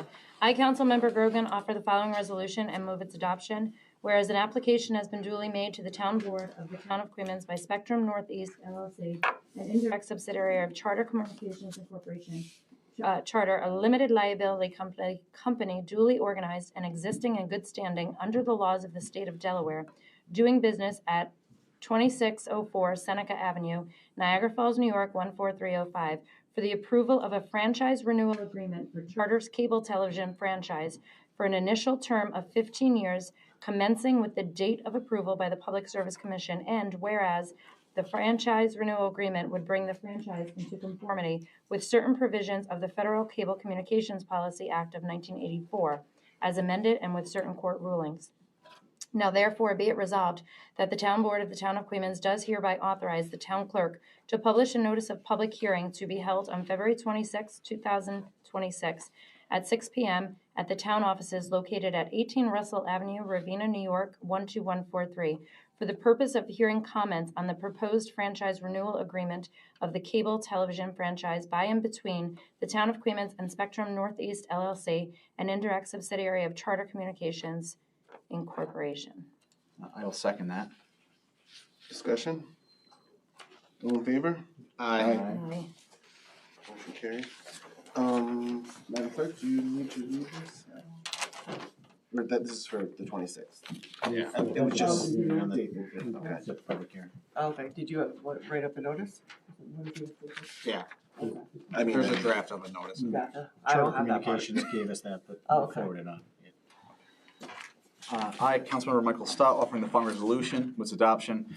Whereas on or about November 22nd, 2010, the Town of Queens, the town entered into a certain master management agreement with JNS Towers LLC, predecessor to Crown Communication LLC, in connection with the management of an unmanned communications tower with related facilities and equipment located on Gedney Hill Road, the tower. And whereas on or about June 26, 2020, the town entered into a short-form tower license agreement with Chelco Partnership, DBA, Verizon Wireless, in connection with the lease of certain space on the tower. And whereas the town and Crown Communications LLC are desirous of amending the June 26, 2020 short-form tower license agreement to clarify the space leased by Verizon in the course of certain upgrades that Verizon intends to make to its equipment. Now therefore be it resolved that the Town Board of the Town of Queens hereby authorizes Supervisor Stephen Donnelly to execute the First Amendment to short-form tower license agreement with Verizon and to take such other and further action as may be necessary in connection therein. Therewith. Second, discussion? All in favor? Aye. Motion carries. Supervisor Donnelly offer the following resolution and move its adoption. Whereas the Town Board of the Town of Queens previously passed resolution number 140-25 to authorize Supervisor Stephen Donnelly to sign addendum number 2025042-1 dated May 30th, 2025, was provided to the town by LaBerge Engineering and Consulting. And whereas the addenda authorized LaBerge to conduct a Queens Route 9 sidewalk engineering feasibility study in accordance with the $150,000 grant received from the Dormitory Authority of the State of New York, and whereas the town, upon further consideration, wishes to reallocate the DASNY grant to a different project in the future, be it resolved that the Town Board of the Town of Queens hereby accepts the letter of termination and with respect to the project. I'll second it for discussion.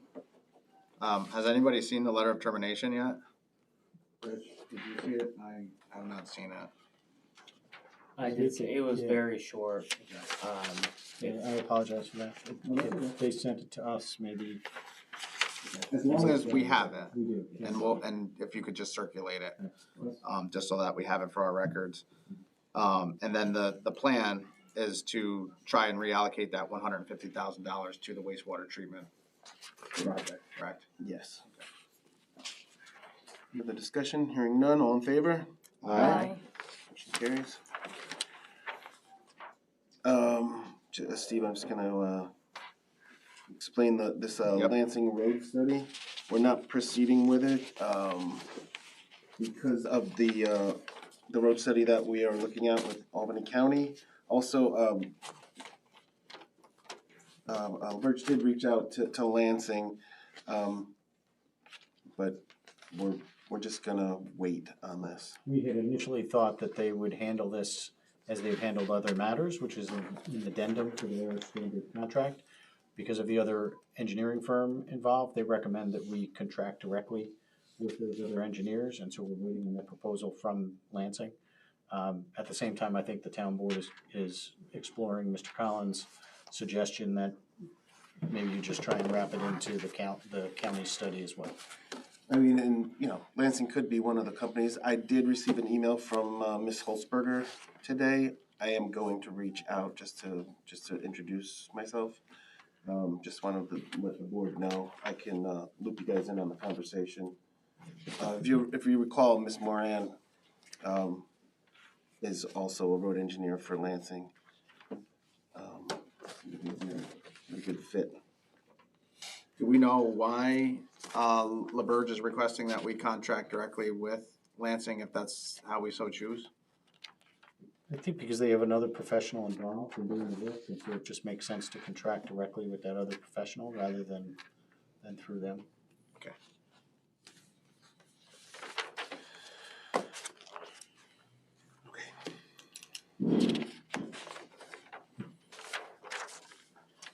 So we're Do you want to make mention of the next one? Yeah, the NIFOA. It's not The police vehicle. vehicles. Oh, was that the next one? Yeah. I don't have that. 7.5. Are we going to have further discussion? Yes, but about do you that? want to Yeah, explain? but do you want to more? make mention of that? Yeah, we're gonna have further discussion about resolution 7.5 in executive session again with. So at the end of the Present. meeting, we're going to have a second executive session to discuss some contractual matters. After we come out of that executive session, we may take action, but it would be limited to this particular resolution. Correct. I, Councilmember Schmidt, offer the following resolution and move its adoption. Whereas the New York Government Finance Officers Association has developed a pre-registration procedure for the 2026 annual meeting. And whereas the New York Government Finance Officers Association has offered a preferential pre-registration rate of $255 per person. And whereas the Town Board of the Town of Queens authorizes Business Office Manager Regina Bryant to take advantage of the preferential pre-registration rate of $255 per person. Now therefore be it resolved that Business Office Manager Regina Bryant is hereby authorized by the Town Board of the Town of Queens to attend the New York Government Finance Officers Association 2026 annual meeting on April 16th through 17th, 2026. I'll second that. Discussion? Is this the same conference that she went to last year? Yeah. Okay. All in favor? Aye. Carries.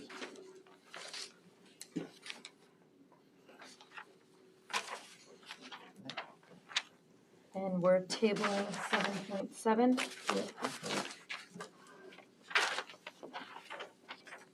And 7.8. I, Councilmember Grogan, offer the following resolution and move its adoption. Whereas the Town Board of the Town of Queens, the town, by resolution number 011-26, appointed Attorney William Kennery as legal counsel to the Planning Zoning Board of Appeals at a flat fee of $12,000 per year intended to compensate Attorney Kennery for his attendance and legal counsel at meetings. And whereas the Town of Queens has received a retainer agreement from Tabner, Ryan, and Kinnery, LLP, in connection with additional legal work that is outside the scope of Attorney Kennery's existing agreement with the town. Now therefore be it resolved that the Town Board of the Town of Queens hereby authorizes Supervisor Stephen Donnelly to accept and execute the retainer agreement provided by Tabner, Ryan, and Kinnery, LLP, for legal work performed for the Planning Board Zoning Board of Appeals that is outside the scope of Attorney Kennery's existing agreement with the town. The Town Board hereby authorizes work under the retainer agreement for a term to expire December 31st, 2026. Discussion? None, all in favor? Aye. Motion carried. I think that's it, right? We're tabling 7.9, correct? Correct. So we don't have a resolution, but I will make a motion to appoint Councilwoman Brogan as the delegate for the town of Queens to the Association of Towns Annual Meeting that's coming up Was that 14 through 16? February 14 14th to through the 18. 18th. I'll second that. All in favor? Aye. Motion carries.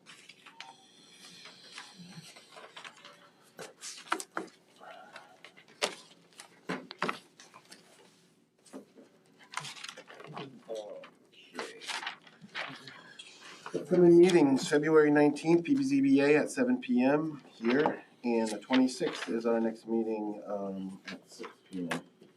Before we go any further, there was some emails back and forth about workshops and an internal audit meeting. Yeah. Do we want to try and proceed Yeah, with March 3rd? Yep. Are you available, Candace, on Tuesday, March 3rd? That can be. Are we talking about like 5 o'clock for the internal audit and 6 o'clock for the workshop? That sounds perfect. Yes. That's work for me. March 3rd? Okay, yep. And I'll make a motion to have Ms. McHugh notice a special meeting for Tuesday, March 3rd, 2026. We will start at 5 o'clock with the internal audit, and we will have a 6 o'clock town board workshop. I'll second that. All in favor? Aye. Motion carries. Public comment time. If anyone has any comments they would like to make, please step to the lectern.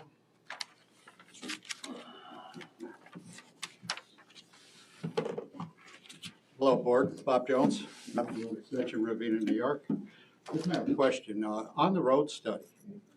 So for the meeting we had today, Steve, that road study's being delayed because it's gonna, they're gonna be looking at everything, like you said earlier, for the next month. It's gonna take about 9 months. Yeah, honestly, Bob, I want to have a few follow-up conversations with the I can't remember Anne Marie's last name from today, and David Gallian. Yep. To kind of nail down the 9-month.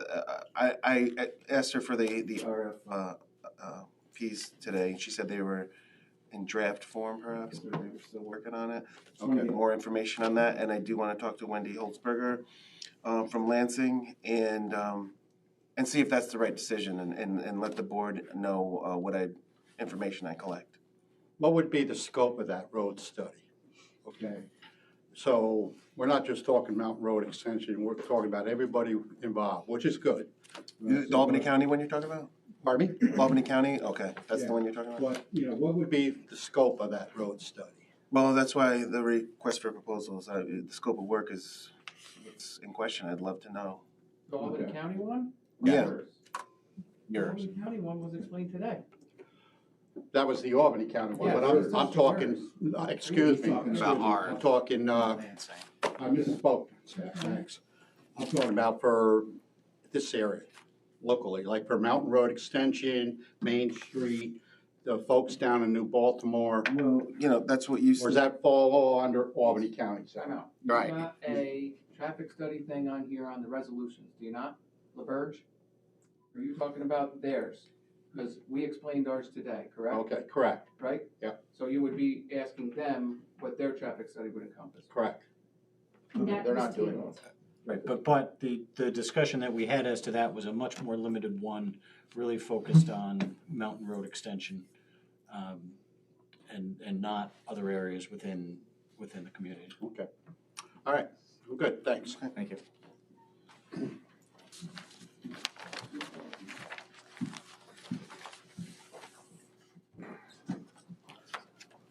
So I got just a couple things I want to catch up on with you guys. The winter time, right? So we all know what's going on with the winter time. So I got a call today from our salt supplier. There's currently no salt in Queens as we speak. There's a ship that's 2 weeks out. We're okay right now with our salt levels. They're dwindling. We're gonna instruct the crews as they go out in the next 2 weeks. If we have to go out, we're gonna start conserving on salt because, again, I don't know what's gonna happen in 2 weeks when they get here. It's probably gonna be allocated, so I just wanna bring you guys up to speed that there is a crisis right now with the salt. Okay, so if you take phone calls or whatever, you guys know what's going on. 70 Main Street building, the heat was off, right? So I contracted Jim Rarick. He went down there and got the heat going again. So it's vacated, as you guys are aware of. We're checking it every day. Hopefully it stays on. I would encourage you guys to go down and take a look at it. The other new business is the new town hall. There's a water leak on the southeast corner coming up by the sidewalk. Myself, deputy, Lee from the village, Tim from the village, Jim Shear from the village, and I had a contractor come in, Curtis Flack. We tested the water. It don't seem to have any chlorine in it. So we don't know exactly where it's coming, but it's a steady stream of water. So right now we're just gonna monitor it. I think it's the utilities are leaking. That's only my opinion, but there was no chlorine in it.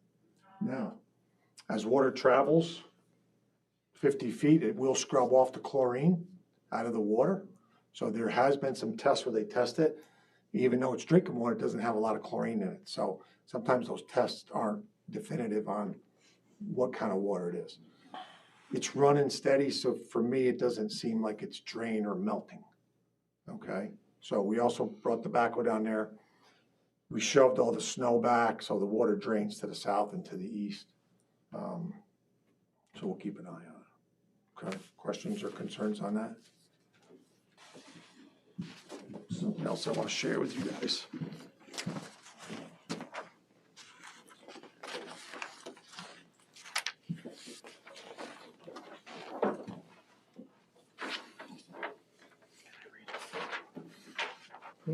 Candy has one.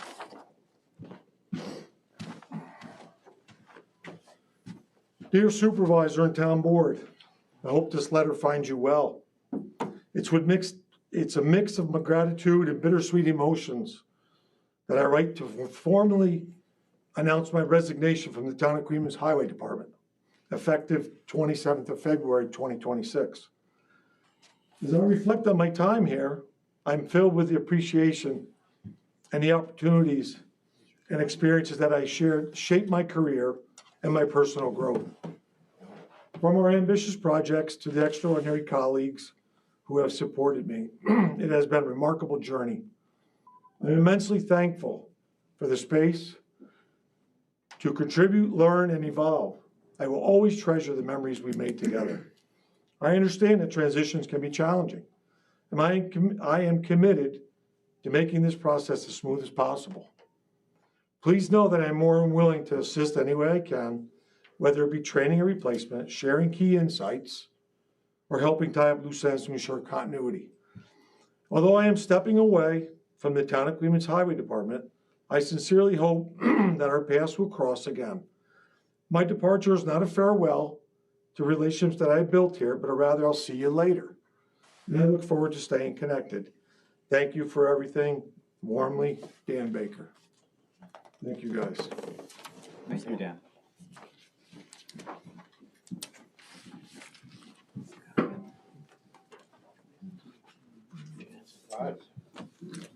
Geraldson Fuller Road. Okay, so I just want to be clear that, do we need a minute to do the scuttlebutt that Dan resigned? Are we okay? Yeah. Sorry, Dan. I just want to make sure that Mountain Road Extension is going to be excluded, or we're not going to be doing the traffic study on Mountain Road Extension now, the whole time that we've been waiting to do a traffic study. Now we're not going to do one? No, I'm gonna get some information and let you know. That's gonna be Monday morning. It's like an I don't know yet? Well, yeah, we just had the meeting this morning with the senator. Yep. There's still a lot of information. We haven't made any decisions yet. Okay. We do know that LaBerge was walking away. They don't wanna engage a road engineer, but that doesn't preclude us from doing that. They've recommended one. They have. Okay. All right, so we still, there's a possibility we're still in the making, the Mountain Road Extension is going to have a road study done. Yeah, we're not forgetting about it. Oh, okay. Which leads me to the fact that February 3rd, and everybody got the email about the trucks idling. the 3 dump trucks idling, the 2 18-wheelers coming down, the 2 dump trucks coming down. You know, it was like a 6-minute total of idling. I tried to file a public nuisance complaint with the town. Okay, I called, I spoke to your secretary. He said that he would look into it. He spoke to Mr. Shimoleski. Mr. Shimoleski said, I'm sorry, there's nothing we can do. There's no way to file it. He suggested I call the police department. I called the police department. I spoke to Sergeant Arnold. She said it's not criminal, so I cannot take a complaint. There's no place for me to file it. I went back to Mr. Shimoleski, not believing that the public doesn't have a place to file a complaint with the town. And Mr. Shimoleski said, no, building. Or he had the, it was local law number 7 of 2020, chapter 122, peace and good order.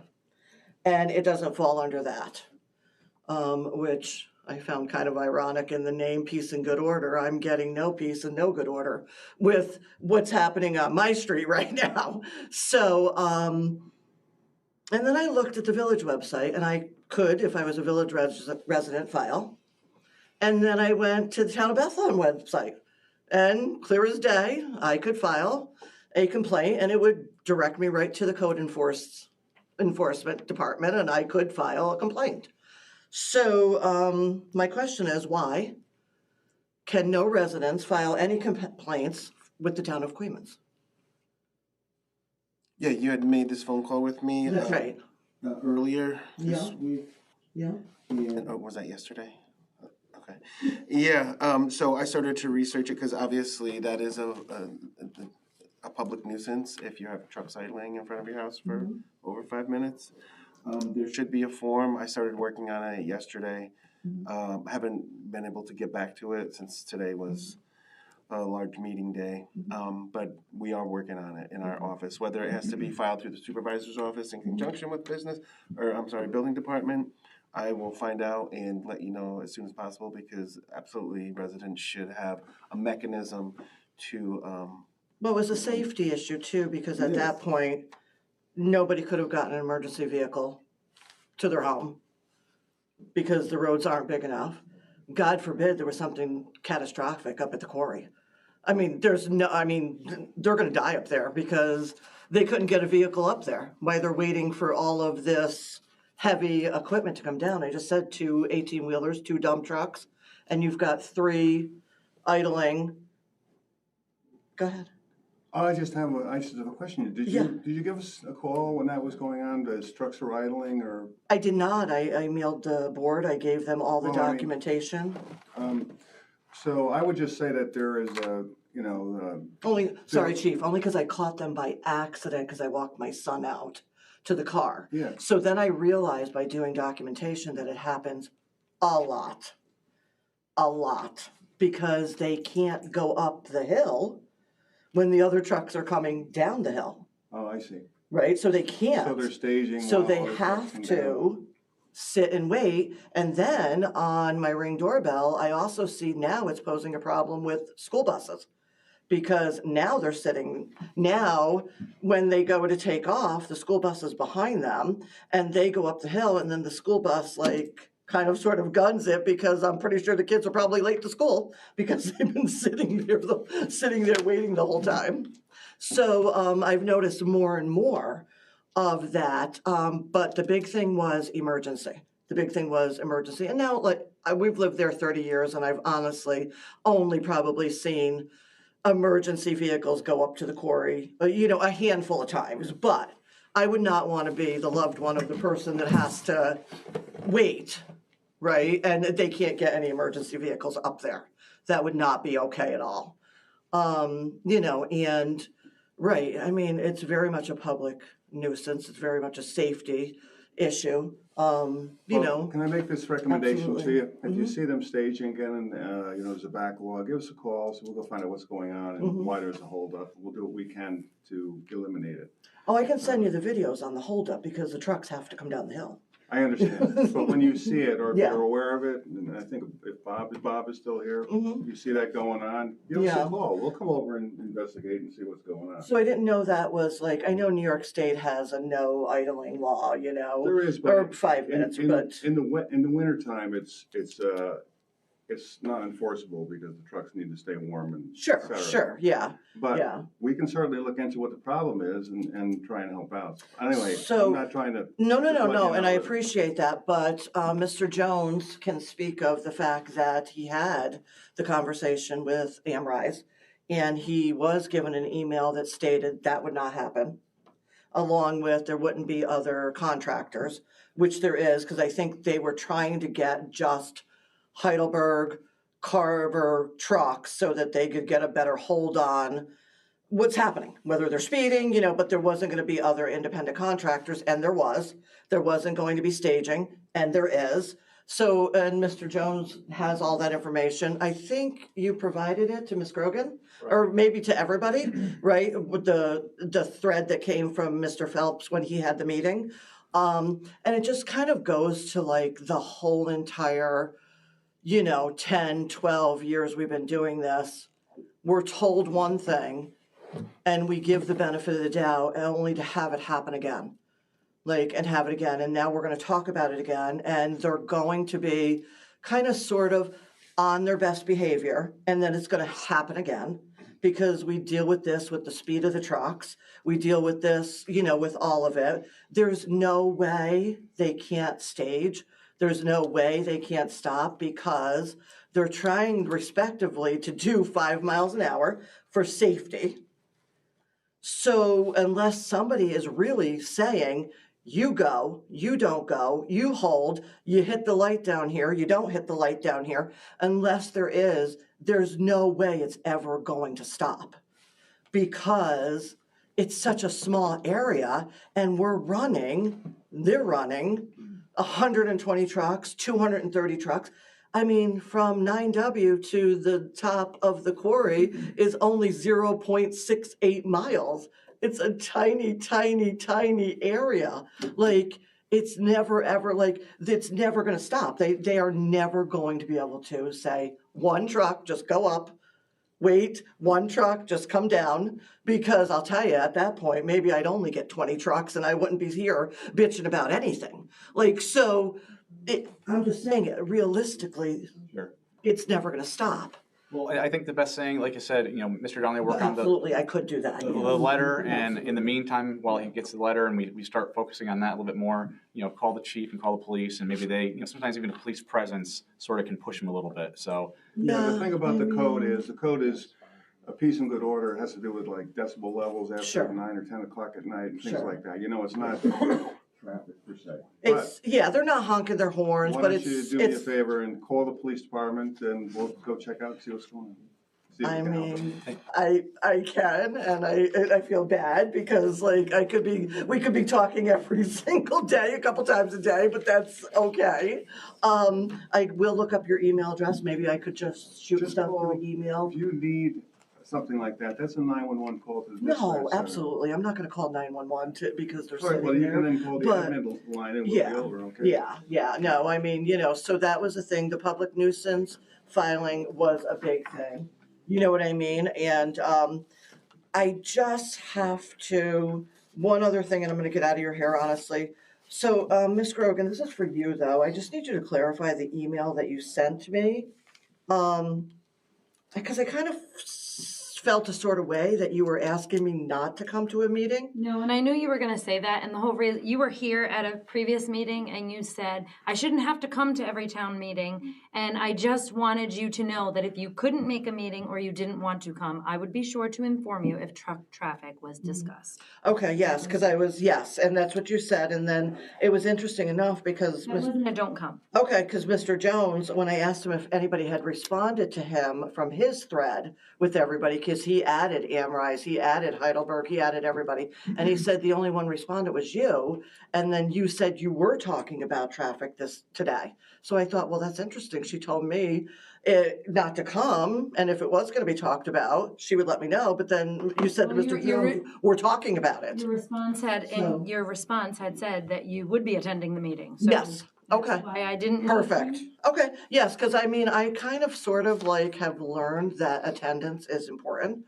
So, and I did feel kind of sort of like, you know, away. And I don't believe in letting anything go. My mouth is like this, so I will address it head on. And I appreciate the comment. Absolutely. Thank you. Thank you. Any, okay, further comment? Thank you. No. One more. Wait, No, take your time. I got your email, thank you. We will resubmit that form. I just didn't understand the residential, so I think we got that covered. I just wanted to say, so you don't forget about me. So you all know that my family, we purchased the property, 880 Bridge Street, with every intent to restore and revitalize a neglected farmstead. Barnes resident, the land had been sitting underutilized and deteriorating, like the fence was falling down. We've invested our personal savings, our labor, our commitment to improving this property. We were restoring Martin Building that could have remained vacant running, and instead we chose to improve them and insulate, bring them up to code, and reinvest in the rural fabric of this community. This project that we're doing promotes agriculture preservation, rural economic development, property rehabilitation, increased tax base, and long-term stewardship. So my question is like, what is the problem? Because you guys have a lot of heavy lifts and a lot of like truck traffic. You have definitions that people all come out and they're all fighting about, you know, about loopholes and all this. This is not about anybody else but us, doesn't affect anybody else, really. I mean, maybe in the future it will if somebody wants to do a similar project. But I didn't know what the problem exactly was. How does restoring existing structures on a landlocked property negatively impact the town of Queens? We receive no municipal services beyond any rural property owner. We don't receive any services from Queens. All of our services come from Bethlehem. We maintain our own infrastructure. We are caring for the land. We are improving buildings. Yes, these structures have now they have set unfinished for over a year due to enforcement actions without a clear pathway forward, which I hope we are going to have someone soon. We've done everything that's been asked of us. We've provided documentation, we've submitted permits, we've answered questions, we've complied with requests. At one point, we were even asked to remove references to agritourism and events on social media platforms. We complied and removed those posts despite our understanding that discussing our own property and future business plans on social media was permitted, like freedom of speech. We did this in good faith to demonstrate our cooperation and respect for the town's process. We have made every effort to work collaboratively and in good faith. This property lies within the New York State Certified Agriculture District. And under New York State Law 305A, 1, local governments may not unreasonably restrict or regulate farm operations within an agriculture district unless there is a direct or significant threat to public safety or health. We relied on these protections when we purchased the property. Further, after reviewing the original 1993 building permits for those specific Morton buildings, we found the original permit that was submitted by Richard Lesser. The town of Queens, because he said it was an agriculture building and he actually disputed and he put in an appeal because he was charged a commercial permit fee. And he said it was agriculture fee. The town of Queens code enforcer in 1993 said that that Morton building was commercial, not agriculture, which we didn't find that out till after the appeal. Oh, I lost my space, dang it. I'm just gonna have to go from there because I don't know. Anyways, we found that, and I said before that we pay commercial taxes on that building. We also found in the comprehensive plan that under the land use from 2021, that stated that that property, only that property that we purchased was noted as commercial property on the land use page in the commercial comprehensive plan. I understand you're working for a definition. As we stated, the first 20 acres is in the town of Bethlehem. They have updated their zoning every few years. They're doing it right now. And I sent everyone a copy of like what their definition for agriculture is. And my property there is mixed use, rural mixed use. And so under agriculture, they have all kinds of, like, not just general farming. You have general farming, that's it. Doesn't even say agriculture. under the RA Agriculture District. Under agriculture, there's all kinds of things I didn't even know about farming, like mushrooms, all kinds of things. Also, agritourism, and they expressly state weddings and events. There's so many things we want to do with this property. It's not just a wedding venue, but we for sure don't want to be at all, not honest with what we want to do. We're actually already working with SUNY Cobblescale and the VA. We're starting a program for veterans, probably going to launch this summer. There's a lot of things, and it's good. It's good for the community. It brings economic growth. You have a lot of heavy lifts. You have people who are all upset about all kinds of things. I've never had one person come up to me and say, Michelle Dorsey, this project is going to ruin Queens. This is bad for our town. Not one. When I leave these meetings, they're like, good luck. I had actually somebody send me an email or a Facebook message. I don't even know this person. I'm following what's happening. I really hope this happens. My property's in Bethlehem and Queens too, and Mark Dorsey's always done a good job for Bethlehem. I really hope this works out for you. And I apologize. I myself am a very emotional person. I think one day I actually told you I was pregnant with a website. That's not true. I get emotional over this because it's our life. It's an investment. This is our family. Mark is very aggressive. He's a high-speed, intense person. That's his personality. I know sometimes he comes across like harsh and I want him to sit down and not speak because sometimes he gets very aggressive, but you don't understand where he's coming from. He can't hear in one ear because he was blown up in Afghanistan. He's a high speed. He's like built and driven like a soldier, and that's how he thinks. When he feels like he's being attacked, he fights back. It's not our intention to not work with the town of Queens. We really want to. So we're just putting that out there. I don't know what's going on with anything else, but I just didn't want you to forget about me, and I will submit that tomorrow. Thank you, Ms. Dorsey.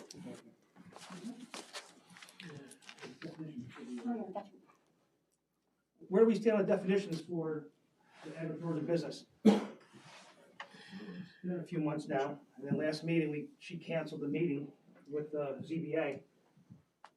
Which was intended to have a discussion about that, so since then, what has happened?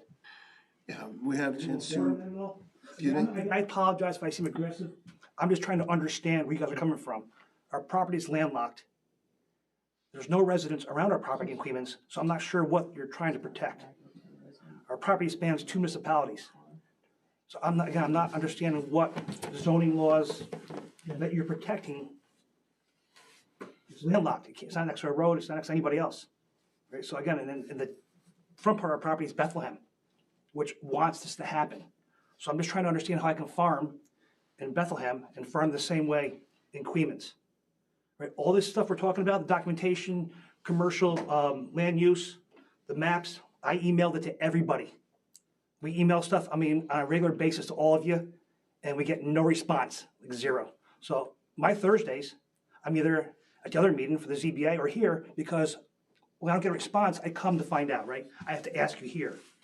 Which, my job, I work for a town, right? And I email every day, like 30, 40 a day, to residents, engineers, other municipalities, state agencies. I respond when I'm asked upon. I don't understand why this municipality here cannot respond to anything. Wasn't there So a I very... come to the board meeting to get an answer, right? When I see outside this place, they look at us like we're fools. It's just, I don't understand what you want us to do, right? We have a document that says the property is commercial. You're saying now it's not. So I'm just trying to understand your mindset, sir. I think you're directing the question at me, although I'm not sure that all of it I is said really to Jason, mine to Jason, answer. I asked him a question.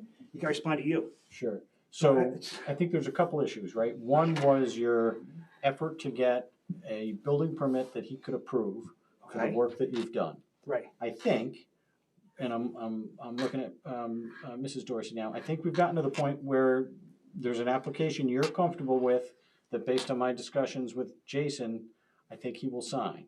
And so, I've submitted that 8 issue, permits. Right, and those permits, I've actually showed them to our attorney and also to our building inspector in Bethlehem. He said, is there something wrong with this? And he said, Mark, you know something, if there was, I'd call you up and say, hey, line 4 here, just check this, industry submit it, we're good to go. Mr. 8 Dorsey, permits. Mr. Dorsey, we literally, Michael, we literally prepared the permit for you so that it can be submitted. So I don't think it's fair to say that the town has not tried to get that piece of it across the finish line. I think we're there. I mean, that's the impression I took from Mrs. Dorsey's comments, is that you're going to submit that tomorrow. Yep. And I think that deals with the building permit issue. The separate issue is, what are the permitted uses within that zone? That's still, I think a topic that we're going to need town board feedback. We're happy to prepare a definition if you want us to do that. I think we've Prepared a We draft. have, yeah. You we prepared could a draft. update that. Here's a draft, and at the last meeting, and Mr. Dorsey, with all due respect, when you just referred to me as she stopped it. I didn't stop it. It was a matter of the planning board has stuff going on, and we haven't responded to your email. That email was not directed to us. That email was sent, so, because I know I try to respond to everyone's email. So that, on behalf of everyone sitting here, the recent email that went out wasn't necessarily directed to us. That was for the planning and zoning board in the town. And I did see that Mr. Boomer did respond for you to speak with council. And council actually sent a response today. So there has been some response, just because every single one of us wasn't saying there was a time and a place. And as far as going forward, at that combined meeting that we just had, the planning and zoning board, I believe it was Mr. Schmidt had made a comment for the planning and zoning board to give us feedback on the definition. That's how we left that last meeting. So, and I know a lot of times you want an immediate answer, and I get that. There's emails that go back and forth between us. We're not just gonna put something. As public servants, that's our job. No. My point is, we're still working behind the scenes via email. There's nothing to do, and you're working behind the scenes with council and with Jason. So it is still working. We have a draft, but a public hearing's gonna have to be held, but we can't even get there until we hear back from the planning and zoning board, which was requested only 2 weeks, not even? January 29th. So that was requested from them. We can follow up with the planning board and just see if anyone has any comments, but it hasn't been a whole moot point. And I do get your frustration, I do. I think, Ms. Dorsey, I just want to say thank you. On the other side of this, I think it's very clear, and I think it's the first time that it's been clear, you guys want to do weddings. And I think the agritourism definition eventually may get you there. I don't think anybody, I can't speak for the planning board, but I don't think anybody wants to stop you from doing any kind of farming. And in the agricultural zone, you have every right to continue with all the farming that you're doing. It's not a heavy lift. It's been a year. This has been a year, ma'am.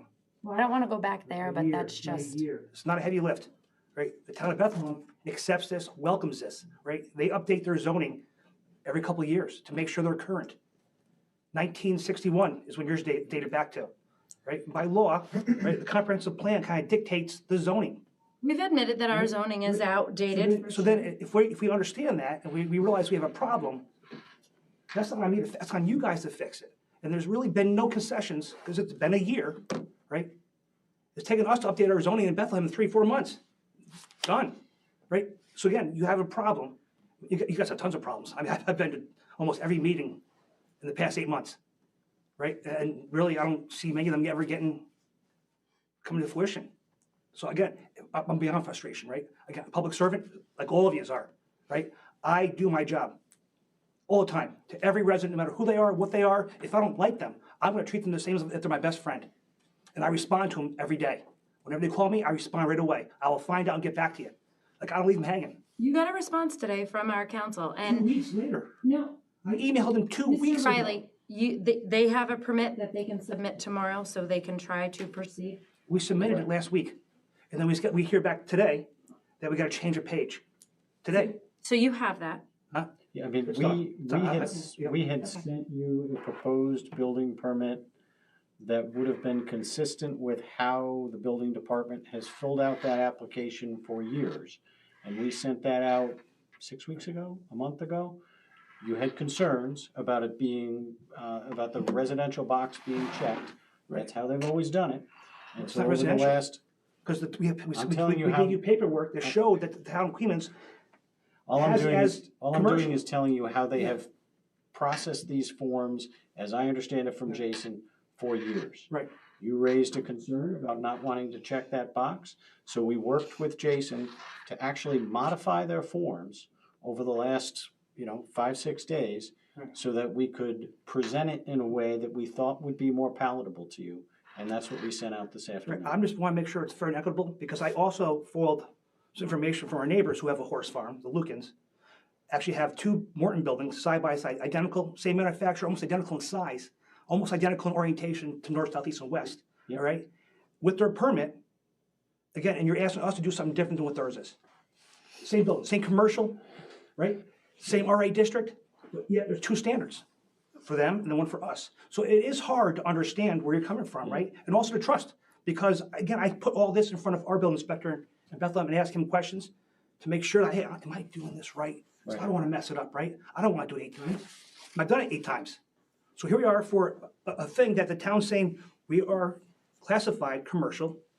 The comprehensive plan says our land use is commercial. We are in a New York State certified agricultural district.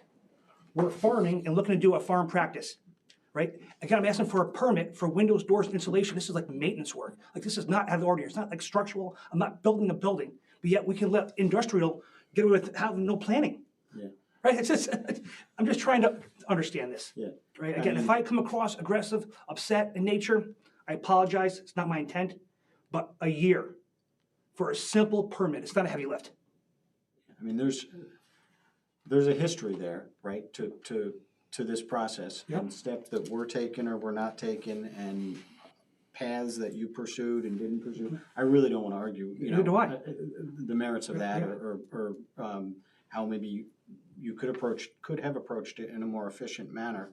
That being said, I mean, we have now twice worked to try and prepare the building permit application on behalf of you.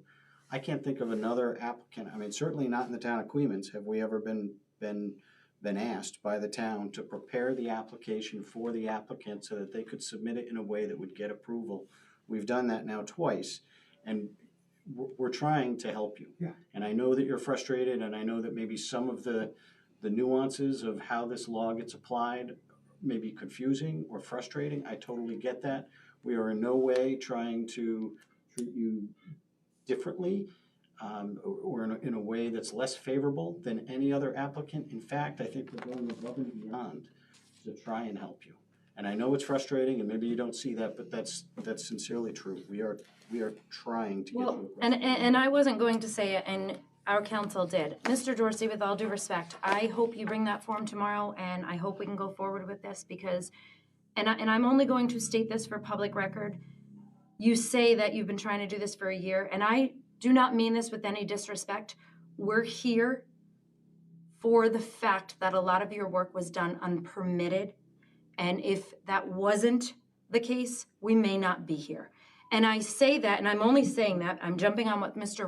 Riley said, and I do want to go forward, and I think this board, the planning board, and you need to go forward, and I do have a request. Let's put whatever passed, whatever work was unpermitted and done, put all of that in the past. You have this permit to go forward with tomorrow. Tomorrow's a new day. Put that permit in, and hopefully you can go forward. And this board sitting right here, we can send a follow-up to the planning board to ask them if they've put any thought and consideration into the draft for agritourism, so we can get feedback from them, and we can continue working on it and go from there. Great, thank you guys. Thank you. Thank you. Any further comment? Hearing none. We have to go back into executive session now. We do. Yep, we do. So this is again to discuss some contractual matters. Yes, I'll make a motion. And we may take a single action with respect to resolution 7.5, purchase of police cars when we come out of that executive session. I'm over here raising my hand. I'll second. Can I just, before we vote on it, can we go into executive session, talk about the one matter that we may want to take action on, come back out to do that action, and then go back into executive again to discuss the remaining matters, only because I don't want to. Well, I think we could keep Mr. Or Chief Tryon for as long as we need him and then let him go. I don't think that he necessarily needs to stick around to watch the actual vote. Perfect, Yeah. perfect, The problem- fair enough. The problem though is that Candace will have to, Listen, do what you gotta do, accomplish Yeah. something, it's fine. Yeah, she's fine. Thank you. She packed a snack. So. All in we're- favor? Aye. Thank you. Jesus.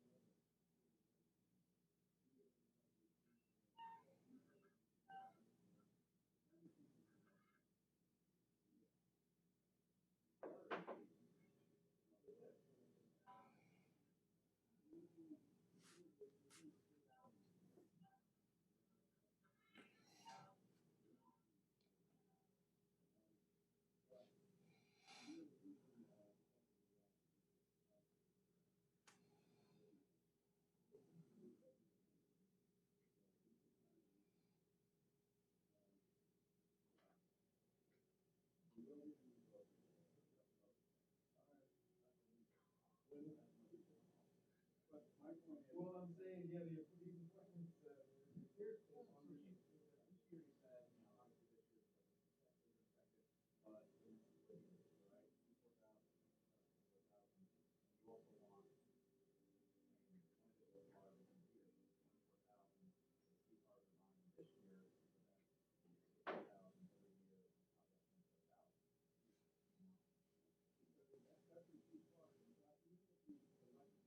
to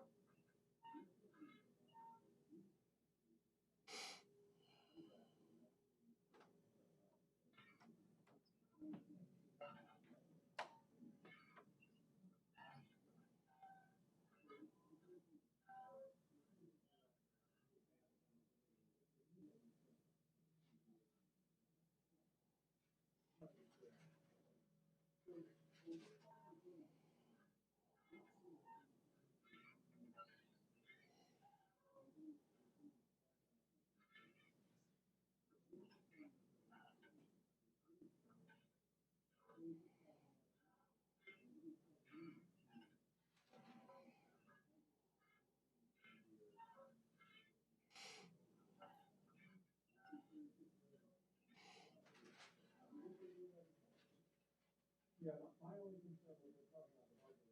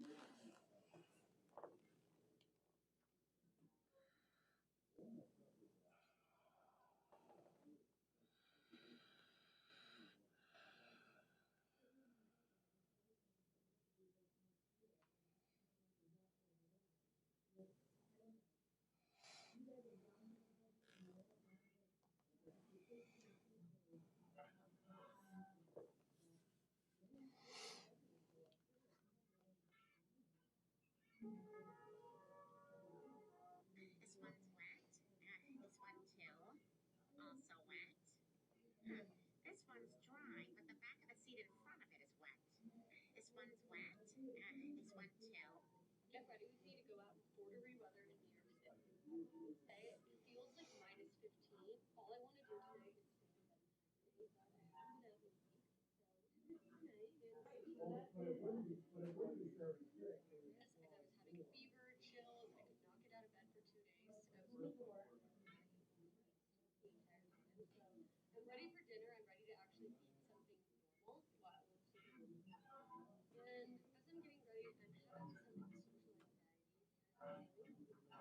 having some social anxiety. And I'm met in my life. And I'm really good in social situations. Usually, like, I'm definitely an extrovert, but everyone is older than me. And so sometimes when they ask me what I do for a living and I start talking about social media, it takes people a long time to understand that it's actually work instead of something that I just do. It looks like Nancy Guthrie has just been found, and I've got all the details for you. So where they took somebody in for questioning was in a place called Rio Rico. And shortly after that, a chopper took off from Rio Rico to Tucson. But not just any chopper. This is a medical chopper flying from Rio Rico to Tucson, specifically Banner Hospital. And it's being reported that helicopter is an 84-year-old woman. And right now it's being reported, and recruiters and media are spooking Banner, and they're setting up to begin. This tie game comes down to Final Jeopardy and 1960s novel characters. Here's the clue. An article about autism in fictional characters included him, whose reward is to have his brave act go unrecognized. You got 30 seconds. Good luck. And when it comes to me, it's going to be difficult because I'm a third-generation pain in the ass. Grandma's a problem, my mom's a problem, I'm a problem, I can't help it. And when it comes to me, it's going to be difficult because I'm a third-generation pain in the ass. Ghosts aren't real. Explain this. Go.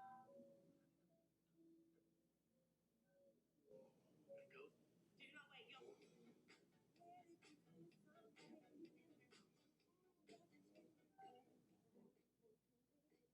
struggles of having expensive taste. It is very difficult when you love a piece of furniture or art or clothing and then find out it's thousands of dollars. And people say, oh, there's a DuPont Window, it's exactly the same. It's not the same to me. I can feel the difference. I have a physical aversion to cheap. I'll be freezing at a restaurant and my friend will say, hey, take my jacket.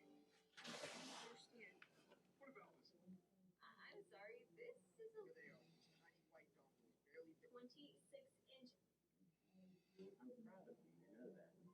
I hope you do. can't wear heels and you don't want to wear sneakers, what do you grab? You grab loafers. I'm getting ready for bed and I take off my sweatshirt and I look down and it looks like there's like dried. Number 4, 80s sitcoms that made absolutely no sense. Number 4, Little Robot Girl that I thought this was appointment viewing when I was 7 years old on Saturday afternoons. Number 3, this one, girl's dad is an alien. She talks to him on like this interstellar cube that's gas, and then she can like stop time by like pointing her fingers together. I never really got the show even then, but I still watched it. And if you're not following me, you should. I do Gen X content like this every single day. Hit the follow button. Number 2, Perfect Strangers. This is the only show on my list that could plausibly happen, but it's still really weird. He shows up from like Mevos or something, and then they do the joy dance, and then Cousin Larry's just like, hey, move in, and then they go on an adventure. Number 1, now, alien lives at the house. They're hiding it from the government. He's trying to eat the cats. I thought this was the coolest show ever. I got a suspicious DM. Suspicious DM, get on this. So this person wants to go to Little Saint. Oh, no. Oh, that's the item. Okay. So you can't fly there at all. Like we can't get close. Like can we get them like on a jet ski or something? Well, the closest is St. Thomas. You can go to St. Thomas. St. Thomas is great here. It is. It's really pretty. It's straight up. Yeah. Okay. I mean, perfect choice. I'll tell them that they can go there. And okay. Okay. Cool. Awesome. Thank you. I got a suspicious. What I found very remarkable about him and what I was looking for in the part that he played in Saltburn was, on paper, Felix, the part he plays, is a douche. He's entitled, he's spoiled, he's got a saviour complex. He picks up and puts down girls as quickly as, you know, a Diet Coke. He treats his friends poorly. The game of it was, is there somebody who can make this character the most lovable character in the world and to make us understand? And of course, when the movie came out, everyone was like, he's the nicest guy ever, which is a testament to Jacob's beautiful performance. And so when it comes to Heathcliff, you know, as a kind of book fanatic, as you know, Heathcliff's an extremely complex, difficult, often unforgivable character. What I found very remarkable about him and what I was looking for in the part that he played in Saltburn was, on paper, Felix, the part he plays. I'm obsessed with these heels from Louis Vuitton. If everyone could make a resolution to quit eating shit out of an aerosol can, we'd all be a lot better off. Propellant used to get some. You don't want to take over, oh, I can't find this in the stove.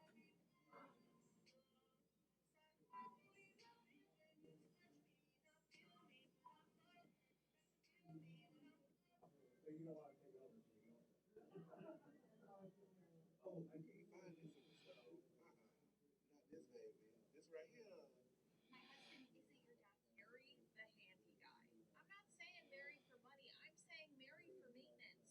You know what's sexy? A man who owns tools. Plural. This is the hack to I just got these pants.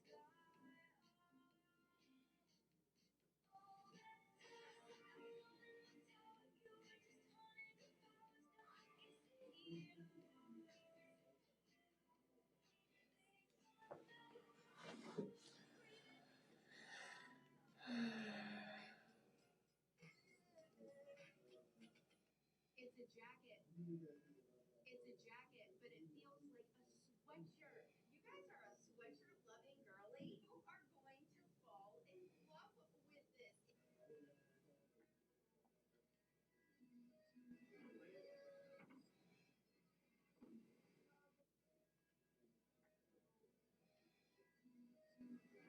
If you're gonna have a baggy and a tight, you cannot ever have tight on the bottom, baggy on the top, or you'll look like a lamb. You can have baggy on the bottom and tight on the top, but you cannot do the other way I'll around. tell you something about baggy on the bottom. I wore a baggy on the bottom for you today. You did? Yeah, I'll show you later. I have baggy pants. I'm so short. It's tough. Yeah. It's tough. It's Right. tough to go baggy on the bottom. But I have short not legs, forbidden. but a really long torso. Yeah, and big, thick, meaty arms. It's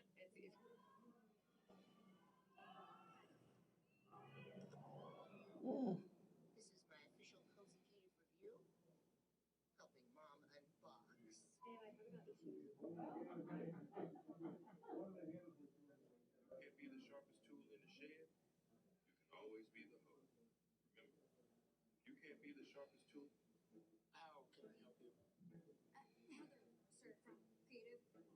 As an overstimulated must-have, everything off of my counter is hyper-perfect. The only way Bad Bunny's halftime show could have been any better was if he had brought out Nancy Guthrie. The only way Bad Bunny's halftime show could have been any better was if he had brought out Nancy Guthrie. The only way Bad Bunny's halftime show. This is the joke.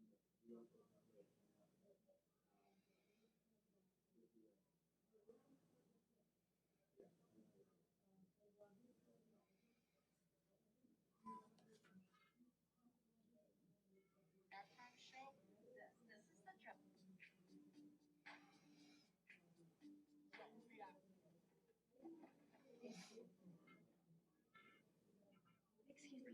Horny 18 to 42-year-old. I will pop up from the backseat of your car and burn your face with a curling iron.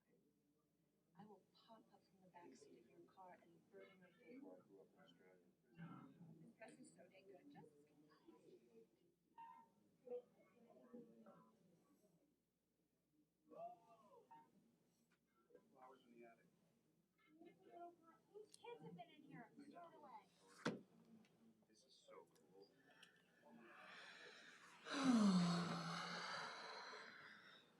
Have you exercised today? No. Did you go outside? No. Did you talk to anyone? No. Did you eat well? No. Did you limit your school?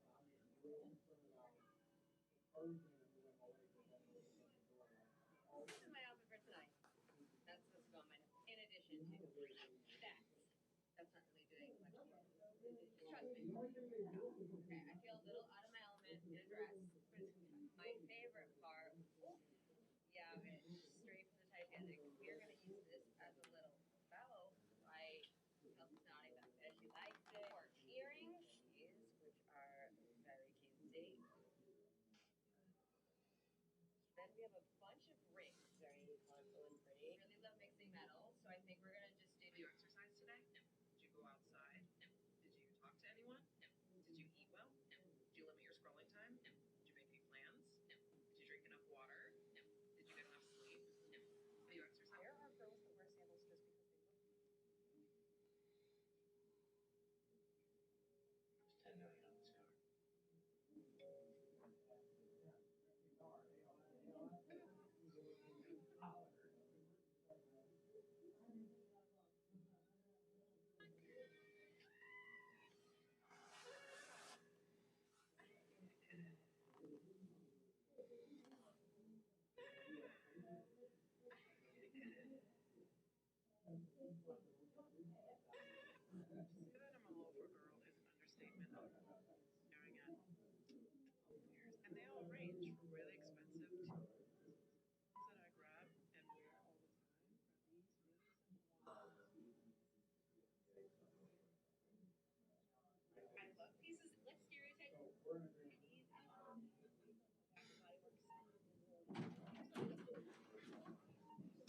Not yet, sorry. Keep watching. The chief's done, but we still have to do with contract stuff.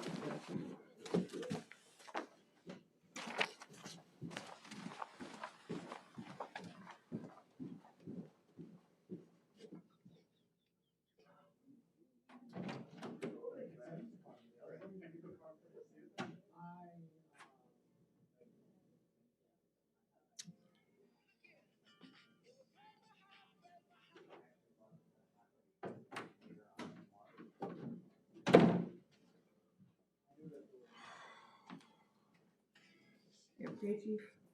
Kiddo, I need a drink. I'm kind of pissed at myself. I didn't go buy any wine before the meeting. The liquor stores will just break into one. You'll get me out of here. It's Candace and the Chief. It's seriously. Did you see what they just had to sit through? Did you know they I did. Oh, you did? Yeah. You have another job? Yeah. Yeah. Yes. So I don't. Mike's not gonna want it. Mike's getting hip surgery in a couple weeks, and Mike's planning on retiring in June. They don't know that. So Mike's not gonna. Wow. Yeah, they're gonna have to find somebody to replace. Who? I go back to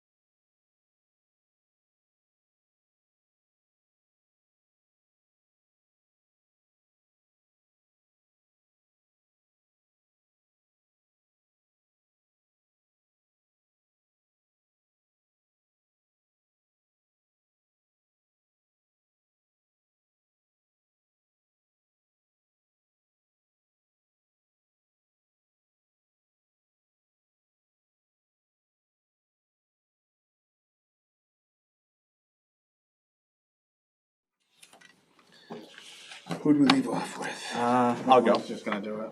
Yeah. Do we have to make any sort of comment? Okay. Subject to approval? Oh, okay. I let the clerk know who made the motion to come out and who seconded it. Okay. So now you're prepared to act. Okay.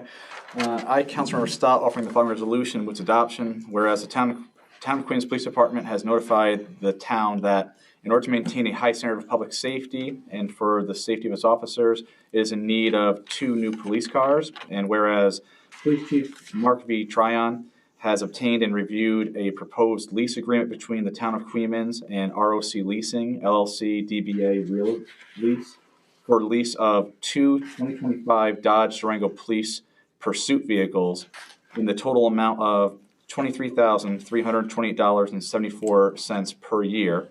And whereas such a purchase has no impact on the amounts allocated to the police department in budget year 2026, and whereas pursuant to the town procurement policy, no solicitation of written proposals or quotations is required for this purchase, as the purchase is being made under state contract. Now therefore be it resolved that upon the recommendation of the Town of Queens Police Chief, the Town Board of the Town of Queens does hereby authorize Chief Tryon to enter into the lease agreement with ROC Leasing, LLC, DBA Real Lease for the lease of 2 2025 Dodge Durango Police Pursuit vehicles as referenced above. Second, discussion? Just for go ahead. discussion purposes, this is all gonna be subject to approval by council.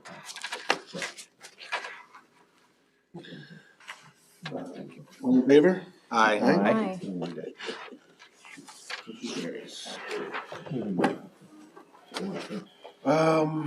Okay, I make a motion to adjourn. I'll second.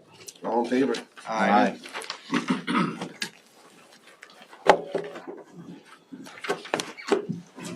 Oh, my goodness.